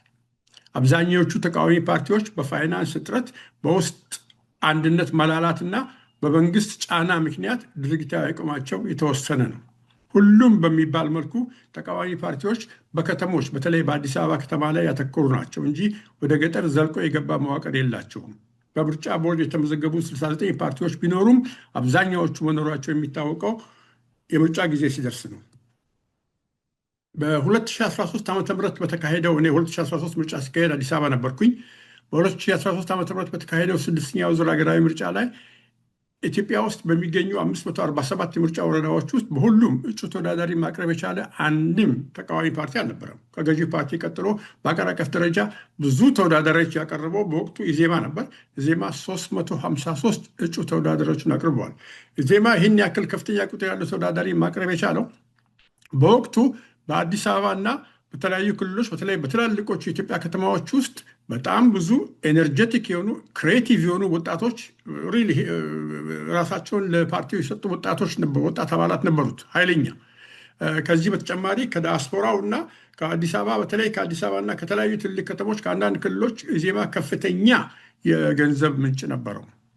ዛሬ በዛ ጊዜ የነበሩት እነዚህ ኤነርጀቲክ ክሬቲቭ የነበሩ ወጣቶች ግማሾቹ እስር ቤት ናቸው፣ ግማሾቹ ከሀገር ወጥተዋል፣ ግማሾቹ ምን አገባኝ ብለው የራሳቸውን ኑሮ መኖር ጀምረዋል። የገንዘብ ምንጩ ከዲያስፖራውም ከሀገሩ ቤትም ደርቋል እና ምን እንደሚሆን እግዚአብሔር ነው የሚያውቀው። በነገራችን ላይ ከሰሞኑ በቴሌቪዥን የምርጫ ክርክሮች ላይ የምንሰማው የፓርቲዎች ድምፅና የፓርቲዎች ድርጊታዊ ቁመና በጣም የተለያዩ ነገሮች ናቸው። ፓርቲዎቻችን አሁን ላይ ባላቸው ድርጊታዊ ቁመና የገንዘብ አቅምና የአባላት ብዛት ምርጫው ነፃና ፍትሐዊ ቢሆንም ብልጽግናን ማሸነፍ ቀርቶ ከብልጽግና ጋር መወዳደር የሚችል አንድም ፓርቲ የለም። ይህ የሚያሳየን የኢትዮጵያ ተቃዋሚ ፓርቲዎች በስልጣን ላይ ያለውን ፓርቲ ማሸነፍ ቀርቶ ትርጉም ያለው የፓርላማ መቀመጫ አሸንፎ ፓርላማው የተቃውሞ ፖለቲካ መድረክ እንዲመስል ለማድረግም ገና ብዙ እንደሚቀራቸው ነው። በአንድ የፖለቲካ ማህበረሰብ ውስጥ የፖለቲካ ፓርቲዎች የሚሰሯቸው የተለያዩ ስራዎች አሉ። የሚከተሉት ዋና ዋናዎቹ ናቸው። እነዚህ 10 የፖለቲካ ፓርቲዎች የሚሰሯቸው ስራዎች ናቸው። ለምሳሌ በምርጫ መወዳደር፣ መንግስት መስርቶ ሀገር መምራት፣ በብሔራዊ እና በአካባቢ ደረጃ የህዝብን ጥቅምና ፍላጎት መወከል ወዘተ። በምርጫ ቦርድ ከተመዘገቡት 69 ፓርቲዎች ውስጥ ከነዚህ ከተጠቀሱት 10 የፖለቲካ ፓርቲ ዋና ዋና ስራዎች ውስጥ 3ቱን በወጉ መስራት የሚችል አንድም ተቃዋሚ ፓርቲ የለም። ገዢው ፓርቲ ብልጽግናም ቢሆን በየቦታው ችግር፣ መከራና ጦርነት መጥመቅ እንጂ አንድ የፖለቲካ ፓርቲ በአንድ ሀገር ውስጥ መስራት ያለበትን ዋና ዋና ስራ አይሰራም። የኢትዮጵያ የፖለቲካ ፓርቲዎች ስራቸውን መስራት የማይችሉ ደካማ ፓርቲዎች የሆኑት ለምንድን ነው? ብዙ ምክንያቶች አሉ። እኔ እዚህ ያቀረብኩት ቁልፍ ናቸው ብዬ ያመንኩባቸውን ነው። አንደኛ፣ ደካማ ድርጊታዊ አቅም። ሁሉም በሚባል መልኩ ኢትዮጵያ ውስጥ የሚገኙ የፖለቲካ ፓርቲዎች ጠንካራ የውስጥ መዋቅር፣ በግልጽ የተቀመጠ የአመራር ስርዓትና ዘላቂ የገንዘብ ምንጭ የላቸውም። እንዲህ አይነቱ ደካማ ድርጊታዊ አቅም የፖለቲካ ፓርቲዎች አባላትና ደጋፊዎችን ማሰባሰብና እንዳሰኛቸው መንቀሳቀስ እንዳይችሉ አድርጓቸዋል። የውስጥ ፓርቲ ዲሞክራሲ አለመኖር። በፓርቲዎች ውስጥ የውሳኔ አሰጣጥ ሂደት ብዙውን ጊዜ ለጥቂት መሪዎች የተተወ ስራ ነው። ፓርቲዎች የአመራር ምርጫ ሲያካሂዱ ምርጫው ግልጽነት የጎደለው ነው። የፓርቲ መሪዎች ለሚሰሩት ስራ ተጠያቂነት የለባቸውም። አብዛኛዎቹ የኢትዮጵያ ተቃዋሚ ፓርቲዎች የፖለቲካ ልምድ ያለው የአመራር አካል የላቸውም። ይህ ደግሞ ውስጥ ፓርቲ አለመግባባት እንዲፈጠር ማድረጉና የአመራር አለመረጋጋት መፍጠሩ ብቻ ሳይሆን የፓርቲዎቹን ተአማኒነት ይሸረሽራል። ውሳኔ የመወሰን ደካማነትንና የረጅም ጊዜ ስትራቴጂካዊ ሽባነትን ያስከትላል። ደካማ ማህበራዊ ተሳትፎ። ተቃዋሚ ፓርቲዎች አብዛኛው ኢትዮጵያዊ በሚኖሩበት በገጠር አካባቢ ድርጊታዊ መዋቅር ስለሌላቸው ሲንቀሳቀሱ አይታዩም። በከተማዎች ውስጥ ቢሆንም እነሱ ከተማ ውስጥ ይኖራሉ እንጂ ህዝቡን አያገኙትም። ይህ ማለት ደግሞ በአንድ በኩል እንወክለዋለን የሚሉትን ህዝብ አያውቁም፣ በሌላ በኩል ደግሞ አገራዊ ተጽዕኖ የማድረግ አቅማቸው ዝቅተኛ ነው። ውስን የፖለቲካ ምህዳር። ኢትዮጵያ ውስጥ የነበሩት መንግስታት የፖለቲካ ፓርቲዎችን መኖር የማይፈቅዱ ወይም ፓርቲዎችንና የፓርቲ ሲስተም እድገትን የሚያቀጭጩ መንግስታት ናቸው። ተቃዋሚ ፓርቲዎች ያላቸው የሚዲያ ተደራሽነት ውስን ነው። ከፍተኛ የህግ ጫናም አለባቸው። አገራዊ ማንነትና የብሔር ማንነት። ኢትዮጵያ ውስጥ የሚገኙ የፖለቲካ ፓርቲዎች አገራዊ ማንነትና የብሔር ማንነት በሚል ጎራ ለይተው የቆሙ ናቸው። ይህ ከፍተኛ ርዕዮተ ዓለማዊ ልዩነት ተቃዋሚ ፓርቲዎች በአንድ በኩል እንደ ጠላት እንዲተያዩ አድርጓቸዋል። በሌላ በኩል ደግሞ በስልጣን ላይ ያለውን ፓርቲ በጋራ መቃወም እንዳይችሉ አድርጓቸዋል። ይህ አቅመቢስነት የኢትዮጵያ ፓርላማ የአንድ ፓርቲ መጫወቻ ሜዳ እንዲሆን አድርጓል። ኢትዮጵያ ተኮር ጎራው ለምን ተዳከመ? የህወሓትን አገዛዝ ለመጣል በተደረገው የ27 ዓመት ትግል የኢትዮጵያ ህዝብ አገር ውስጥም በውጭ ሀገሮችም ከሞላ ጎደል አንድ ላይ ቆሟል። ባለፉት 7 ዓመታት ግን የጠቅላይ ሚኒስትር አብይ አህመድ መንግስት በተከተላቸው ከፋፋይና ዘር ተኮር ፖሊሲዎች የተነሳ ኢትዮጵያውያን አገር ውስጥም በውጭ ሀገሮችም በየጎጣችን ገብተናል። እኔ በምኖርበት በዋሽንግተን ዲሲ አካባቢ ከ1992 እስከ 2018 ድረስ ዋሽንግተን፣ ሜሪላንድ እና ቨርጂኒያን ጨምሮ በተለያዩ የአሜሪካ ከተማዎች ተከታታይ የኢትዮጵያ ተኮር ስብሰባዎች ይካሄዱ ነበር። ባለፉት 5 ዓመታት በዋሽንግተን ዲሲ አካባቢ ኢትዮጵያ በሚል ስም የተካሄደ ስብሰባ ቢኖር አንድ ብቻ ነው። መከፋፈላችንና በየጎጣችን መሸጎጣችን ኢትዮጵያዊነት በከፍተኛ ደረጃ እንዲዳከም አድርጓል። አንዳችን ለሌላችን እንዳንቆም በር ዘግቷል። በአጠቃላይ ተገናኝተን እንዳንነጋገርና የጋራ መድረክ ፈጥረን አገር ማዳን ወይም የጋራ ጠላታችን የሆነውን አምባገነንነትን በጋራ መጋፈጥ እንዳንችል አድርጎናል። የተለያዩ ተቃዋሚ ኃይሎች ጥምረት ፈጥረው የብልጽግና አማራጭ ሆነው መቅረብ የሚችሉበት ሁኔታ አለ ወይ? እኔ ለዚህ ትልቅ ጥያቄ ያለኝ መልስ አዎንታዊ ነው። ግን ይህንን ጥያቄ ከመመለሳችን በፊት ሁለት ትልልቅ ነገሮችን ማየት አለብን። በአንድ በኩል የኢትዮጵያን የፖለቲካ ካልቸር ማየት አለብን። በሌላ በኩል ደግሞ የኢትዮጵያን ሶሳይታል ካልቸር ማየት አለብን። የሜንስትሪም ኢትዮጵያን ሶሳይታል ካልቸር ስንመለከት ኮምፕሮማይዝ ማድረግ መሸነፍ የሚመስለን ጊዜ አለ። ኮምፕሮማይዝ ማድረግ መሸነፍ የሚመስለው ማህበረሰብ ወደ ድርድርና ወደ ውይይት አይሄድም። ፖለቲካል ካልቸራችንን ስንመለከት ደግሞ በተለይ ያለፉት 50 ዓመታት ፖለቲካል ካልቸራችንን ለመመልከት የኢትዮጵያን ያለፉት 50 ዓመታት መመልከት ነው። ባለፉት 50 ዓመታት ውስጥ የተለያዩ የኢትዮጵያ ባለድርሻዎች በመካከላቸው የተነሳውን ልዩነት ለማጥፋት ጫካ ገብተው ተጠፋፉ እንጂ ልዩነቱን አላጠፉም። ወይም ደግሞ ስራችን ድርድርና ውይይት ሳይሆን ወደ ጫካ መግባት ነው፣ ወደ ጦር ሜዳ መሄድ ነው። ይሄ ደግሞ የሚያሳየ ምንድን ነው? የፖለቲካ የሚመጋገብ ፖለቲካልና ሶሳይታል ካልቸር እንዳለን። የተለያዩ ተቃዋሚ ኃይሎች ጥምረት ፈጥረው የብልጽግና አማራጭ መሆን ይችላሉ ወይ የሚለውን ጥያቄ አዎንታዊ በሆነ መልኩ ለመመለስ እኛ መጀመሪያ እኛ የተለያየን የኢትዮጵያ ስቴክሆልደርስ የፖለቲካ ባለድርሻዎች መጀመሪያ ራሳችንን ማሸነፍ አለብን። ወደ ጦር ሜዳ ወድና ወደ ጫካ ሳይሆን ወደ ጠረጴዛ ዙሪያ ሄጄ ችግሬን መፍታት እችላለሁ። ኮምፕሮማይዝ ማድረግ በጋራ ማሸነፍ ማለት ነው፣ ኢትዮጵያን ማዳን ማለት ነው ብሎ የሚመጣ ትውልድ ከተነሳ የብልጽግና አማራጭ ማቅረብ የማንችልበት ምንም ምክንያት የለም። የታጠቁ ኃይሎችን እንመለከታለን። የታጠቁ ኃይሎችን ስንመለከት ህወሓት አለ፣ ኦላ አለ፣ ኦብነግ አለ፣ የአማራ ብሔራዊ ኃይል አለ፣ ጋምቤላ። እነዚህንም ብንመለከት ኦብነግና ኦላን ብንመለከት በሶማሌ ክልልና በኦሮሚያ ክልል መካከል የግዛት ጥያቄ አለ። ህወሓትና አማራ ፋኖን ስንመለከት በአማራና በትግራይ መካከል የግዛት ጥያቄ አለ። ኦላን ብቻውን ስንመለከት ኦሮሚያ ክልል ብቻ አይደለም ሽምቅ ውጊያ የሚያካሄደው፣ ግዛት ጥያቄ አለ የሚለው ጋምቤላም ይገባል፣ በሻንጉልም ይገባል። ይህ የሚያሳየን የታጠቁ ኃይሎቻችን ምንም ሀገራዊ አጀንዳ የሌላቸው፣ በፍጹም አንድ ላይ የማይሰሩ፣ እንደውም እርስ በርሳቸው የሚፈላለጉ እንደሆነ ነው። የፖለቲካ ፓርቲዎቻችን ምን አይነት አሰራር እንዳላቸው አየን፣ የተለያዩ እንደሆኑ አየን። የተለያዩ የኢትዮጵያ ፖለቲሻዎች በየቤታቸው በየመኖሪያቸው እንዴት ተለያይቶ እንደሚኖሩ አየን። እዚህ ደግሞ የታጠቁ ኃይሎችን እያየን ነው። እና የኢትዮጵያ ችግር የሚመነጨው ከነዚህ ነው። እና እነዚህን ነገሮች እንዴት ወደ አንድ ግንባር እናመጣለን የሚለው ጥያቄ መመለስ አለብን። ኢትዮጵያ ውስጥ የተካሄዱትን 3 የመንግስት ለውጦች በአይኑ እንዳየና ዛሬ ኢትዮጵያ የምትገኝበት ሁኔታ በሆን እንደሚረዳ ሰው ብዙ የሚያሳስቡኝ ነገሮች አሉ። ከምንም ነገር የሚያሳስበኝ እና የሚያስፈራኝ ግን ዓላማ የሌላቸው አንድነት አገራዊ አጀንዳ የሌላቸው የታጠቁ ኃይሎች ብዛት ነው። ይታያቸው የእርስ በርስ ጦርነቱ የተባባሰ ሄዶ ምንም አይነት ሀገራዊ አደራጀት በሌለበት ሁኔታ ብልጽግና ተሸንፎ ከታጠቁ ኃይሎች ውስጥ አንዱ ብቻውን አዲስ አበባ ቢቆጣጠር ምን ሊመጣ እንደሚችል፣ ለምሳሌ የአማራ ፋኖ ብሔራዊ ንቅናቄ ከኦነግ ሸኖ አንዴ ብቻውን 4 ኪሎ ቢቆጣጠር የተቀሩት 5 የታጠቁ ኃይሎች ዓላማችን ተሳክቷል ብሎ ትጥቃቸውን ፈተው ሰላማዊ ኑሮ ይጀምራሉ ወይስ ስልጣን ይገባኛል ጦርነት ውስጥ ይገባሉ? ደሞስ 4 ኪሎ መድረስ ያልቻሉት ድርጅቶች ለየብቻቸው ነው 4 ኪሎ ከተቆጣጠረው ኃይል ጋር የሚዋጉት ወይስ ግንባር ፈጥረው ከሆነ ለምን ዛሬ ብልጽግናን ለማሸነፍ ግንባር አይፈጥሩም? ውድ ኢትዮጵያ ወገኖቼ፣ ሀገራችን ኢትዮጵያ የህልውና አደጋ ውስጥ ገብታለች። ይህንን አደጋ ተከፋፍለንና ተለያይተን ማቆም አንችልም። ኢትዮጵያ እንደ ሀገር ቀጣይነት ማረጋገጥ የምንፈልግ ከሆነ አንድ ሁሉን አቀፍ የሆነ የጋራ ግንባር ፈጥረን ከታጠቁ ኃይሎች እና ከነፃ አውጪ እንቅስቃሴዎች ጋር ቁጭ ብለን መነጋገር አለብን።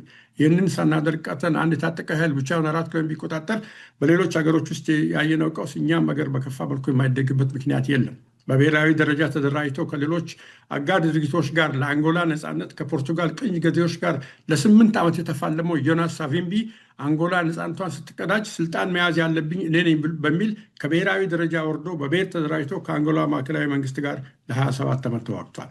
መውጫው መንገድ ምንድን ነው? ፓርቲ ፖለቲካና ዲሞክራሲ በቅርብ የተሳሰሩ ፖለቲካዊና ማህበረሰባዊ ክስተቶች ናቸው።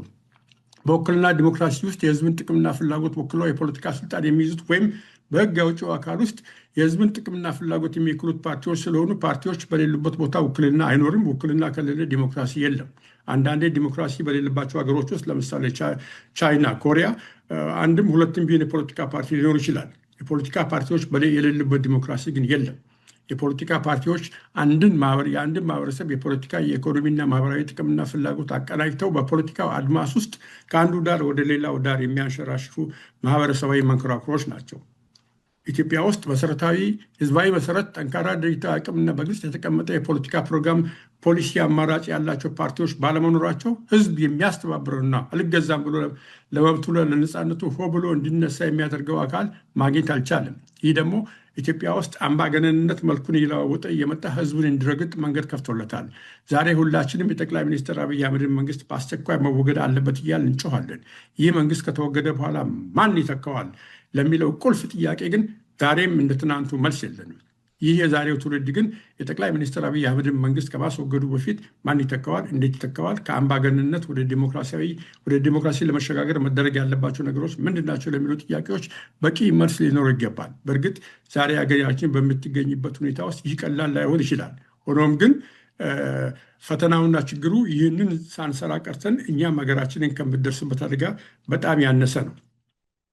ህዝባዊ መሰረት ያላቸው ጠንካራ የፖለቲካ ፓርቲዎች እና ፓርቲ ሲስተም እንዲኖረን የህግ የበላይነት የተከበረባት የዜጎች ሰብአዊ፣ ፖለቲካዊና ኢኮኖሚያዊ፣ ማህበራዊ መብቶች የሚከበሩበት ዲሞክራሲያዊ ስርዓት ሊኖረን ይገባል። በእኔ እምነት እንዲህ አይነቱን ስርዓት ለመፍጠር ብቸኛው መንገድ ፈቃደኛ ከሆነ በስልጣን ላይ ያለውን መንግስት ጨምሮ የችግሩ ባለቤቶች ሁሉ በሚሳተፉበት በሁሉን አቀፍ የሽግግር ሂደት ውስጥ ማለፍ ነው።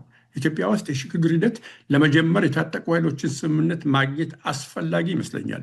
የታጠቁ ኃይሎች ብቻቸውን የኢትዮጵያን ችግር ይፈታሉ የሚል ቅንጣት ታክል እምነት የለኝም። የዛሬዋ ኢትዮጵያ ችግር የታጠቁ ኃይሎች በሌሉበት መድረክ ላይ ይፈታል ብዬ አላምንም። ስለዚህ ከትጥቅ ትግል ውጭ ያለው ኢትዮጵያዊ ባለድርሻ ተሰብስበው ከታጠቁ ኃይሎች ጋር ቁጭ ብሎ መወያየት፣ መደራደር አለበት። የዚህ ድርድር ውጤት የተሳካ እንዲሆን ይህንን ጉባኤ ያዘጋጀው አካል የኢትዮጵያ ትብብር ንቅናቄና ሌሎችም አገርና ደን ብሎ በየቦታ የሚንቀሳቀሱ ኃይሎችና በአጠቃላይ እያንዳንዱ ኢትዮጵያዊ የራሱን አስተዋጽኦ ማድረግ አለበት። እኛ ኢትዮጵያውያን አሮጌና ውጤት አልባ ከሆነው የጠመንጃ ባህል ተላቀን የውይይትና የድርድር ባህል እንድንለማመድ አገራችን ኢትዮጵያ ያገባችበት ውስብስብ ሁኔታ የግድ ይልናል። ይህ ግዳጅ አገርን ለማዳር የሚደረግ ግዳጅ ነውና ሁሉም ኢትዮጵያዊ ሊቀበለው ይገባል። ጠንካራ ድርጅታዊ መዋቅር ያላቸውና የህዝብን ጥቅምና ፍላጎት መወከል የሚችሉ ፓርቲዎች የሚገኙበት ዲሞክራሲያዊ ስርዓት ለመፍጠር የሚከተሉት 5 እርምጃዎች በቅደም ተከተል መወሰድ አለባቸው። ይህም ብዬ ጨርሳለሁ።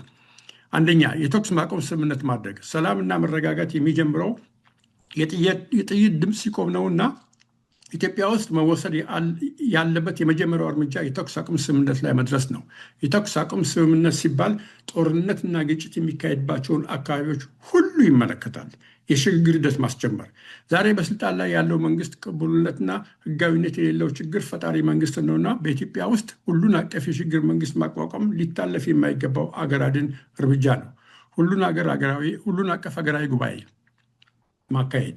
በተለያዩ ሀገሮች ከተካሄዱ ሀገራዊ ውይይቶችና እኛም ሀገር ውስጥ ህዝባዊ ተቀባይነት አጥፎ ከከሸፈው የምክክር ኮሚሽን በመማር ነፃ፣ ገለልተኛና ሁሉን አቀፍ የሆነ ሀገራዊ ጉባኤ ማካሄድ አስፈላጊ ነው። የኢኮኖሚ መረጋጋትና ሰብአዊ እርዳታ።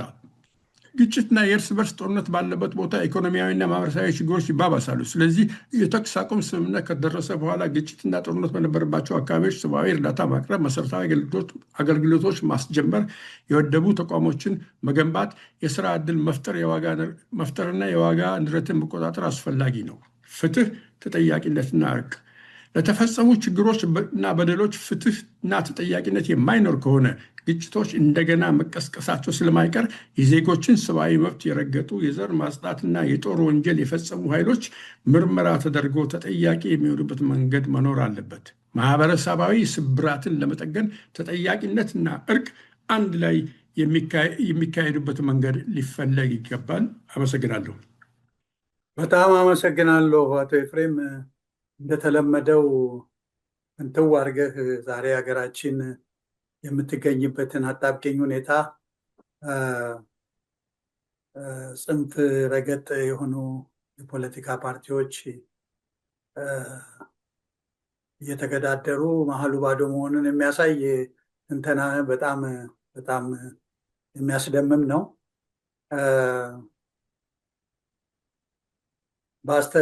በአስተናባሪነት ስልጣኔ አንተን ያስቀደምኩህ አንተ የአሁኑን ሁኔታ እንደምታስረዳ ከተገነዘብኩ በኋላ ይሄ ከምን መጣ? አንዱ አንተ እንደጠቆምከው ኢትዮጵያ ውስጥ የተቋቋሙት ተቃዋሚ የሚባሉት ኃይላት በኢትዮጵያ ተጨባጭ ሁኔታ ላይ ሳይሆን በተቀዳ ርዕዮተ ዓለም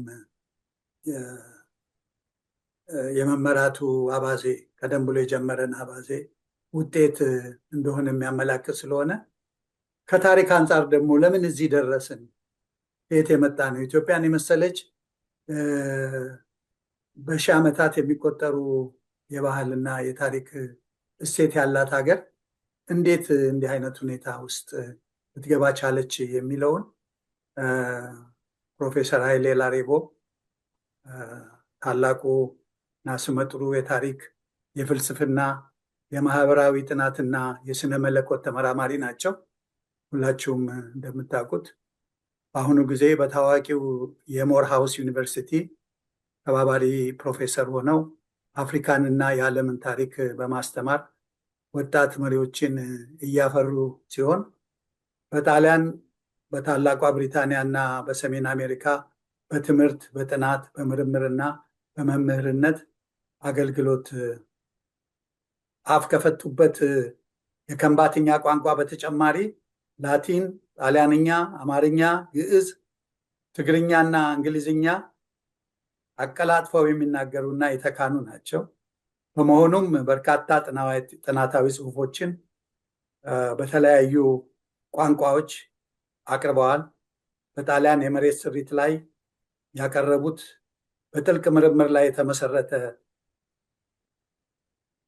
ትንተና እስከዛሬ በዚህ ጉዳይ ጥናት የሚያደርጉ ምሁራን በመደጋገም የሚጠቀሙበት ከፍተኛ ምንጭ በመሆን ዝናን በማትረፉ ከፍተኛ ዓለም አቀፋዊ ሽልማቶችን አግኝተውበታል። ዛሬ የሚያቀርቡልን የገዢውን የብልጽግና ፓርቲ አቅምና የአገዛዝ ስልት ይገመግማል። ፕሮፌሰር መድረኩ የእርሶ ነው። በጣም አመሰግናለሁ። እንግዲህ ይቅርታ አድርጉልኝ፣ እኔ እንደዚህ ከነ በፊት እንዳቀረቡት በደንብ የተዘጋጀ ጥናት አይደለም። አንደኛ ለሊቅ እምሩም ነግር ያለው ይሄ የወቅታዊ ሁናቴ የሚያጠኑ ሰዎች የሚያደርጉት ጉዳይ እንጂ የታሪክ አይደለም። ታሪክ እንግዲህ የረጅም ጊዜ ጉዳይ ነው የሚመለከተው። ይሄ እንግዲህ በጊዜያችን ያለውን ነው። ፍሬውና ውጤቱ ተጽዕኖ ምን መሆኑን ስለማናውቅ ብዙም ልናገርበት አልችልም። የምናገረው በጥቂቱ ነው። በጥቂቱ ስናገር ሳለው እንግዲህ አብዛኛው ነገር አስተማማኝ መገናኛ የዜና መገናኛ አውታር ስለሌለን ብዙውን ጊዜ ሜዳውን ይዘውት ያሉት ማህበራዊ ሚዲያ እጅግ በጣም የማይታመኑ ናቸው። በዚህ ምክንያት በእነሱ ላይ ተመስርቼ ማቅረቡ ታሪክን ወደ ማወላገድ ስለሚያደርስ እንግዲህ ሁላችንም እርግጠኛ በሆኑት ነጥቦች ላይ በማያከራክሩ ነጥቦች ላይ ለማትኮር ነው የሞከርኩት። ጊዜም ስላልነበረኝ ከትላንት ጀምሬ ነው እነዛ ዋና ዋና ነጥቦችን ለማጥናት የሞከርኩት። እንግዲህ በነዛ ላይ አተኩራለሁ። እነዚህ ዋና ዋናዎቹ የምላቸው የማያከራክሩ ሁላችንም የምንስማማበት መስሎ የሚታየኝ ነው። ይሄ በተጨባጭ ደረጃ ያየናቸው እንጂ ምናባዊ ወይ በሀሳብ ብቻ የተመሰረቱ አይደሉም። እንግዲህ በዛ ላይ ነው የማተኩረው። አንደኛ አትኩር የተባልኩበት የብልጽግና ፓርቲ ነው። በብልጽግና ፓርቲ እንግዲህ ከመጣ ጥቂት ዓመታት ነው። በዚህ ምክንያት የታሪክ መዝገብ ሊሆን የሚችልበት ሁኔታ የለም። ምክንያቱም ያካበተው ምንድነው የተወው ፈር የብልጽግና ፓርቲ ነው ብለን የምንነጋገርበት ጉዳይ የለም፣ ያለ አይመስለኝም። እንግዲህ ቢኖርም ብዙ የሚያጨቃጭቅ ነው። በዚህ ምክንያት የምለው ምንድን ነው ምን ነው በምኑ የምናያቸውን በየቀኑ ወይ በየጊዜው የምናያቸውን ነገሮች ብቻ ላይ ነው የማተኩረው። እንግዲህ ጥንካሬና አቅምና ስልት ነው በሁለት ልከፍል እፈልጋለሁ። አቅምና ስልት ነው። አቅምን በሚመለከት 4 ነጥቦች አነሳለሁ። ከዛ ስልትን በተመለከተ ደግሞ 1-2 ነጥቦች አነሳለሁ። በመጨረሻም ለምን ያህል በምን ምክንያት ብልጽግና ፓርቲ በስልጣን ለመቆየት ቻለ በሚሉት ነጥቦች ደግሞ በአጭሩ ገልጣለሁ። በዚህ ምክንያት ዝርዝሬ በጣም አጭር ነው፣ ሰፊ ሊሆን አልችልም። እንግዲህ ጊዜን ከማዳን በኩል ከዚህ በፊት እንግዲህ የተናገሩት ያህል ለማናገር ዝግጅትም አላደረግኩም። በቂ መረጃም በእጄ የለም። አንደኛ በንግግሩ በአጠቃላይ ነው፣ በሰፊው ነው። በዚህ ምክንያት አንደኛ ብዬ የምናገረው አቅምን በተመለከተ እንግዲህ አቅም ስል ስትሬንዝ ማለቴ ነው። ይቅርታ ብዙዎቻችን እንግዲህ በውጭ ሀገር ቋንቋ የተካን በሀገራችን ቋንቋ ደከም ያልን ስለሆን ከነዛም መካከል ዋነኛው እኔ ስለሆንኩኝ እንግዲህ ስትሬንዝ የምለውን አቅም ብዬ ተርጉም ያለው። ሌሎቹ ጉልበት ሊሉ ይችላሉ፣ ጥንካሬ ሊሉ ይችላሉ። እንግዲህ እኔ አቅም ብያለሁ። አቅምን በተመለከተ 4 አካባቢዎች 4 መስኮችን ለመጥቀስ ፈልጋለሁ። አንደኛ ዋነኛው አቅም የምለው ማዕከላዊ መንግስትን መቆጣጠር መቻል ነው። በከፍተኛ ደረጃ ማዕከላዊ መንግስትን ተቆጣጥረዋል። ሴንትራል ገቨርንመንት ማለት ነው። መዋቅሮቹን በደንብ አድርጎ ተቆጣጥሯቸዋል። ይህንን ማየት የምንችለው በ2020 ዓመተ ምህረት ወታደሩን አሰልፎ ህዝቡንም በሚከተሉ አስረዳለሁ ለምን ህዝቡን እንዳነቃነቀ። ህዝቡንም ከጎኑ አሰልፎ የትግራይን ጦርነት ማካሄድ ችሏል። በጦርነቱም አሸንፎ ወደ ድርድር ሊያመጣ ችለዋል። ይሄ እንግዲህ የሚያሳየው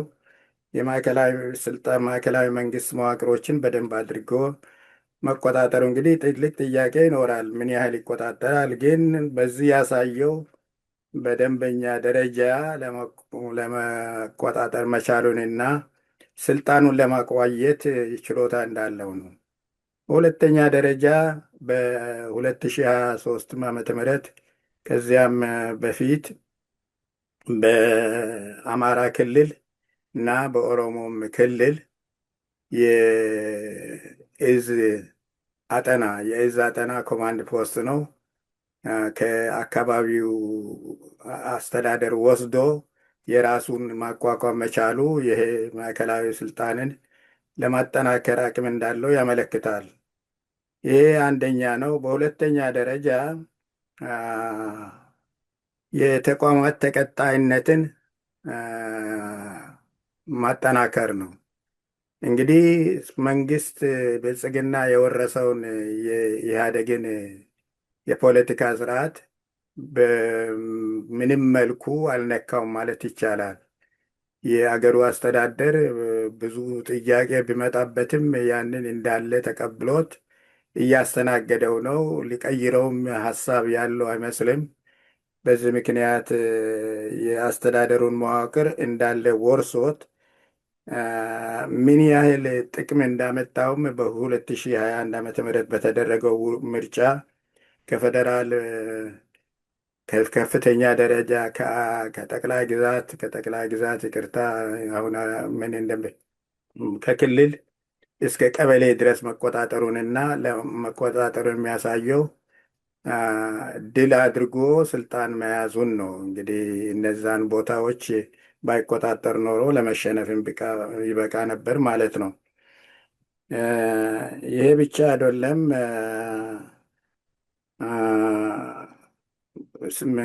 ምርጫውንም በደንብ አድርጎ ያቀነባበረው እነዚህንም አካላት እነዚህንም የአስተዳደር ክፍል ለማቋቋም እና ለመቆጣጠር በመቻሉ ነው። በሶስተኛ ደረጃ ትርክትንና መልእክትን በደንብ አድርጎ መቆጣጠሩ የኢትዮጵያን ታሪክንም ሆነ የሚሰራውን ስራ በደንብ አድርጎ የራሱን ጎልቶ እንዲታይ የተቀራኒዎቹ ምንም ዋጋ ባይኖረውም ባይሆን እንዳይታይ በግልጽ እንዳይታይ አድርጎ ሊቆጣጠር ችለዋል። ይህንን የምናየው ምንድን ነው? በትግራይ ጦርነት ጊዜ ጉዳዩን እንደ ጦርነት አድርጎ ከማቅረብ ይልቅ የህግ የማስከበር እርምጃ ብሎ ተነጋገረ፣ ገለጠ። ህዝቡንም በዚሁ አካባቢ በዛ ዙሪያ አሰለፈ። ለውጭ ሀገራትም ይህንኑ መልእክት በደንብ አድርጎ አስረዳ። እንግዲህ ሌላ ትርክት ሊመጣበት አልቻለም። ወደኋላ ሌላ አይነት አተሳሰብ ቢመጣም ግን የእሱ ገዢ ሀሳብ ሆኖ እንዲቀርብ ለማድረግ በቅቷል። ይሄ እንግዲህ የሚያስጠይቅ አይመስለኝም። ከዛ በተጨማሪ ደግሞ ኢንተርኔቱንም መገናኛውንም በሙሉ የገዛው የራሱን ትርክት በማስተላለፍ ነው። ሌሎቹ ምንም ያህል ነፃ የሆነ አተሳሰብ ለማቅረብ አቅርበውም የሰውን አተሳሰብ እና ፍርድ ለመለወጥ አልቻሉም።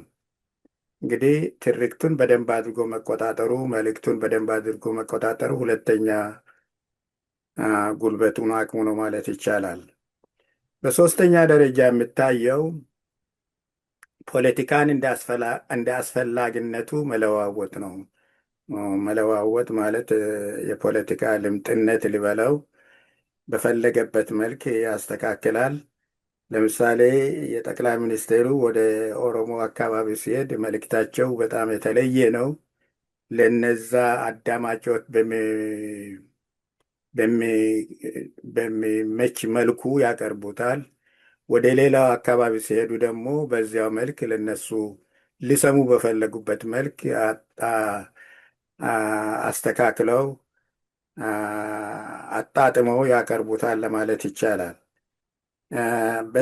በሌላው ደግሞ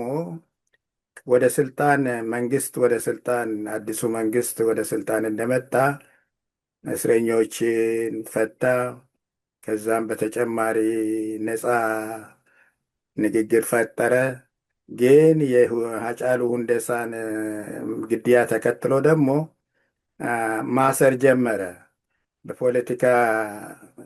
በፖለቲካ ዓለም ከፍተኛ ተሰሚነት ያላቸውን ደግሞ እስር ቤት አስገባቸው። እንደነ ጀዋር፣ እንደነ በቀለ የአባታቸው ስም ጠፋብኝ፣ የመሰሉትን ወደ እስር ቤት አስገባቸው። በዚህ ምክንያት የፖለቲካ ጨዋታውን እንደ አስፈላጊነቱና እንደ ቦታው በየጊዜው የመቀያየር ችሎታ አሳይተዋል። ይሄ 4ኛ ጥንካሬው ነው። በተጨማሪ ሌላ የሚለው ነገር አራተኛው ይሄ ከዚህ አራተኛ ጋራ የሚጨምረው ምንድን ነው? ከትግራይ ጋራ ጦርነት አካሄደ። ለጦርነቱም አሁን እንደሚባለው ከፍተኛ ሚና የተጫወተው መንግስት ራሱ ነው። ግን በ2022 ደግሞ ወደ ፕሪቶሪያ ወስዷቸው ስምምነት ለማድረግ በቃ። እንግዲህ ጦርነቱ ተረስቶ ወደ ስምምነት ለመፈረም ደረጃ ያደረሰ ማለት ነው። ይህ ነው እንግዲህ 4 ነጥቦች የመንግስትን አቅም የሚያመለክቱ ናቸው። እነዚህ አቅሞች እንግዲህ እንዳየናቸው ታሪክ መመርመር አያስፈልግም ወይ የታሪክ ጥናት አያስፈልግም። ሁላችንም ማንኛውም ሰው የሚረዳቸው ጉዳዮች ናቸው። ስልትን በተመለከተ 2 መስኮችን ልጠቅስ ይፈልጋለሁ። አንደኛ ቀስ በቀስ እያለ የመካከለኛ መንግስትን ጉልበት ማጠናከር ነው። ይህንን ያሳየው በየጊዜው ለምሳሌ በኦሮሚያም በአማራም አካባቢ እንደ አስፈላጊነቱ በ2021ም በ2023ም የአካባቢውን መዋቅር አፍርሶ የፌዴራል መዋቅር ሊገነባ ችሏል። ያደረገው ምንድን ነው? ይሄ ለጸጥታና ለደህንነት አስፈላጊ ነው በሚል ሀሳብ ምክንያት ተመስርቶ ነው። በሁለተኛ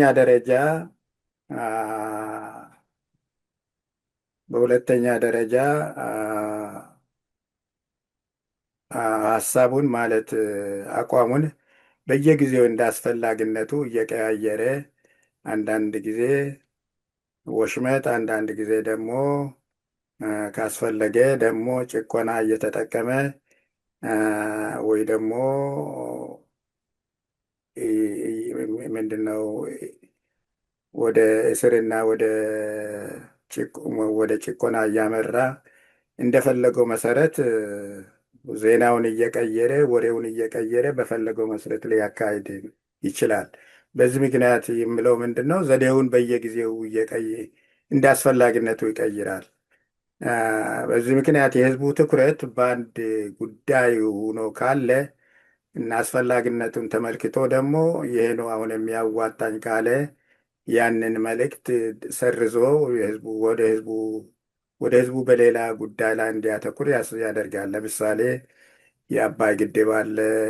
ሁለተኛ ደግሞ አሁን ደግሞ በቅርቡ የመጣው የባህር ጉዳይ አለ፣ የወደብ ጉዳይ አለ። እነዚህ እንግዲህ መንግስት በመሰለበት መንገድ ጉዳዩን የፊተኛውን በማስረሳት ሌላውን በሌላው ላይ እንዲያተኩር ያደርጋል። ህዝቡም እሱ በፈለገበት መልክ ይነሳሳል።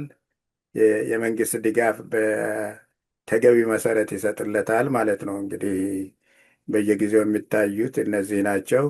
ጠቅላይ ሚኒስትሩም ከዚህ በፊት እንዳልኩት ይህንን መልእክት በየጊዜው ይቀይራሉ። በሶስተኛ ደረጃ እንግዲህ ይህን ካልኩ በኋላ ወደ ድክመቶቹ ልምጣ። ድክመቶቹ ዋነኛው ህጋዊነት ነው። አብዛኞቹ ተቃዋሚ ፓርቲዎች ከምርጫ ለምሳሌ በ2021 አልተሳተፉም። ይልቁንም የትግራይ ምክንያቱ ደግሞ የጦርነት ሰላም ሰላም የሌለበት አካባቢ ስለሆነ በምርጫ ሊሳተፉ አልቻሉም። እነዚህ በምርጫ ያልተሳተፉት አካባቢዎች መንግስት ምን ያህል ይወክለናል አይወክለንም የሚል አቋም ለመያዝ በቅተዋል። ይህም የመንግስት ትልቅ ዕዳና ብዙ ችግር የፈጠረበት ነው። እስካሁን ድረስ ችግሩ አልተፈታም። እንዲሁም ደግሞ ሌላዎችም አካባቢ ትግራይ ብቻ አይደለም፣ ሌሎችም አካባቢ ይህ አይነቱ ጥያቄ አላቸው። የምርጫው አይነት የምርጫ አካሄድ ምርጫውን ደግሞ አንቀበልም ብለው የተነሱትም ጥያቄ ያነሱትም አሉ። እንግዲህ ይሄ አንደኛ ድክመቱ ነው፣ ተቀባይነትን ማጣት፣ ተወካይ መስሎ ሆኖ አለመታየት። በሁለተኛ ደረጃ ደግሞ መንግስትነቱን የሚያጸድቅና ያቆየበት መንገድ በጣም አጠያያቂ ነው። ዋናው ምንድን ነው? ነጋ ጠባ የማያባሩ ግጭቶችን መፍጠር ነው። ግጭቶችን እንደ መፍታት በግጭቶች መንግስት እንደ ምንድን ነው የሚባለው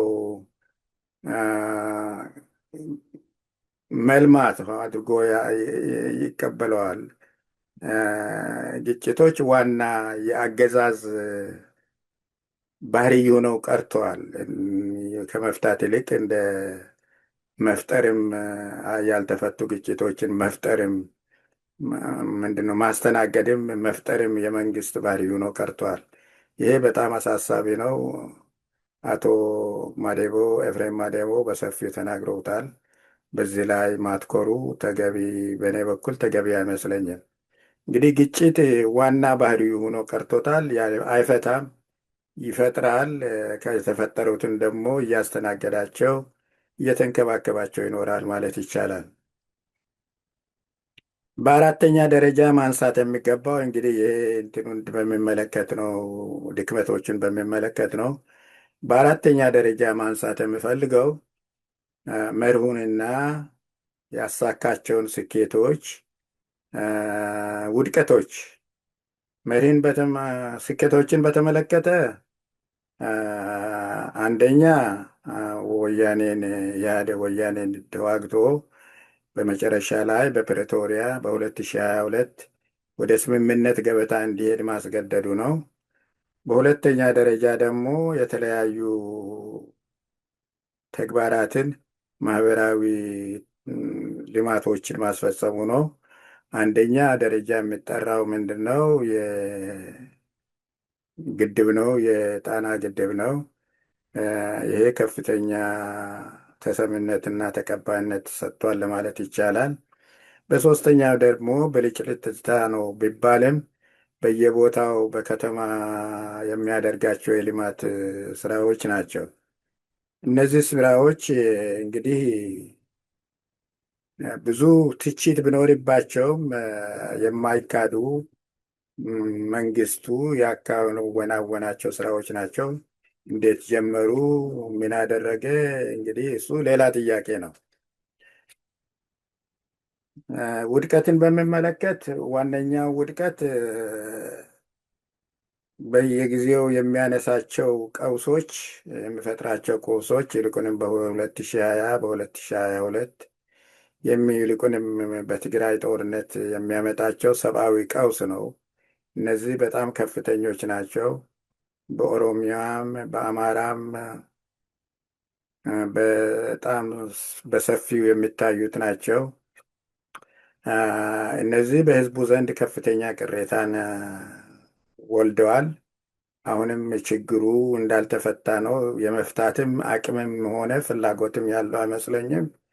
እንግዲህ እነዚህ ናቸው ዋና ዋና ነገሮች ላነሳቸው የሚፈልጋቸው። ታዲያ የሁሉ ችግር እያለ እንዴትስ መንግስት በስልጣን ላይ ለመቆየት ቻለ ለሚሉት ምክንያቶች አንደኛ ጦሩን ይቆጣጠራል። በሁለተኛ ደረጃ ደግሞ የአስተዳደር መዋቅሩን ደግሞ በደንብ አድርጎ ይቆጣጠራል። ይህንን መቆጣጠሩን የምናሳየው ምንድን ነው? በደህንነት ብሎ ለደህንነት ያስፈልጋል ብሎ በ2020 እና በ2023 ዓመተ ምህረት በወሰዱ እርምጃዎች ናቸው። ከዛ በጣም አስፈላጊ በጣም መረብ በመቆጣጠር ከኢህአዴግ በወረሷቸው መዋቅሮችን በመጠቀም ምርጫውን ለማሸነፍ በቅተዋል። ፖለቲካውን በየጊዜው እንደ አስፈላጊነቱ ትርክቱን እየቀያየረ ለውጥና ቁጥጥር ለማድረግ በቅተዋል። በመጨረሻም ይህንን ለማድረግ ደግሞ በትልቅ እድል የሰጡት የተቃዋሚ ፓርቲዎቹ አቶ ኤፍሬም አዴቦ እንዳሳየው የተቃዋሚ ፓርቲዎቹ መፈረካከስና መከፋፈል ነው። እንግዲህ ብዙ የሚታየው አሁንም በያለበት ጦርነት አለ። እንግዲህ ዋና ጉልበቱ የጦር ኃይል ነው። በጦር ኃይልም እንግዲህ አልሸነፍ የሚል አቋም አለው። ይሄ ግን ምንም ዋስትና ሊሰጥ አይችልም። ምክንያቱም ይሄ መንግስት የሚጠቀውን ቃላትና ንግግር ከዚህ በፊት የነበሩት የኢትዮጵያ ነገስታት ሆኑ በሌላ ሀገር ያሉት መጨረሻ ላይ ከስልጣን ሊወድቁ የቻሉት መሪዎች የተጠቀሙት ነው። መንግስቱ ኃይለማርያምም ቢሆን ያው በጣም በአፍሪካ ከፍ ያለ ጦር አለን፣ ልንወድቅ አንችልም፣ ማንም አይጥለንም፣ ግን ውጤቱን አይተናል። እንደዚሁም ኢህአዴግ ያንኑ መልእክት ያስተላልፍ ነበረ። የዚያም ውጤት መጨረሻ ላይ የማያምር ነበረ። በውጭ ሀገር የሄድን እንደሆነ ብዙ ጊዜ እናያለን። እንግዲህ እያንዳንዱን መጥቀሱ በጣም አስቸጋሪ ነው። በፊሊፒኖ ምንድነው ኮቲዳቮ፣ ከዛም በተጨማሪ በቡልጌሪያ ነው መሰለኝ እንደዛ መሰሉት ያሳያሉ። በተቀረ ደግሞ አንድ የሚገርም ነገር እንግዲህ ብዙ ጊዜ በፊት የሚደቀነው የመንግስት ውድቀትና ድክመት ከፍተኛ ደረጃ የሚታየው የሚከተለውም ደስ የማይል መሆኑን የሚያሳየው በአፄ ኃይለሥላሴ ጊዜ አልወለድ የሚያብል አቤ ጉበኛ የጻፈው ከዛ ወደ ውድቀት ንጉሱን የወሰዳቸው ከዚያም ደግሞ ቀጥሎ አልወለድም ማን ነው ኦሮማይ የመንግስቱን ውድቀት ያበሰረው። አሁን ደግሞ በቅርቡ ጊዜ የቴዲ አፍሮ አቤ ጉበኛንም ኦሮማይንም መሳይ መልእክት ያለው ተበስረዋል። እንግዲህ የህዝብ መንግስቱ ናቴና የወደፊት ዕጣ ፈንታ ምን መሆኑን ሳሳ አይቀርም ብዬ አምናለሁ። እንግዲህ ስላዳመጣችሁኝ በጣም አመሰግናለሁ። በጣም አጭር ነው። ትላንት ማታ ቦጨር ያደረግኩት ነው። በስህተት የተዘጋጅቼ የነበርኩት አቶ ኤፍሬም ማዴቦ ያዘጋጀውን ነው። ግን ለአቶ እምሩ ሳናግር ያንተ አይደለም ስላሉኝ ይህንን በአጭሩ ያዘጋጀሁት ነው። ይቅርታ አድርጉልኝ። እንግዲህ እነዚህ ናቸው የማቀርባቸው ምክንያቶች። በጣም አመሰግናለሁ ፕሮፌሰር። ምንም ይቅርታ የሚያስጠይቅ ነገር የለም። እርስዎ ሁልጊዜም ዝም ብለው በቃሎም ሳይዘጋጁ ቢናገሩ ብዙ ቁም ነገሮች እንደሚያስጨብጡ እናውቃለን እና በተለይ የኃይል አሰላለፉን በሚመለከት ከነ ምክንያቱ ለምን የገዢው ፓርቲ ጡንቻ እንዲህ አየለ እና እንዲረግጦ መግዛት እንዲችል የፈቀደለት ሁኔታ ከየት የመጣ ነው የሚለውን ለዘብ ባለ ቋንቋ ጥሩ አድርገው ነው ያስጨበጡን። እኔ በበኩሌ በጣም ወድጀዋለሁ። ብዙ ነገር ተምረንበታል ብዬ ነው እማምነው። በተለይ መጨረሻው ላይ ደግሞ እነ በዓሉን እና አቤ ጉበኛውን አንስተው በጣም አንባቢ ስለሆኑ እነኚህ ሁለት ጉምቱ ደራሲዎች የኢትዮጵያን ፖለቲካ ሁኔታ በሚመለከት ያቀረቧቸውን መጽሐፍት በመጥቀሱ ደስ ብሎኛል።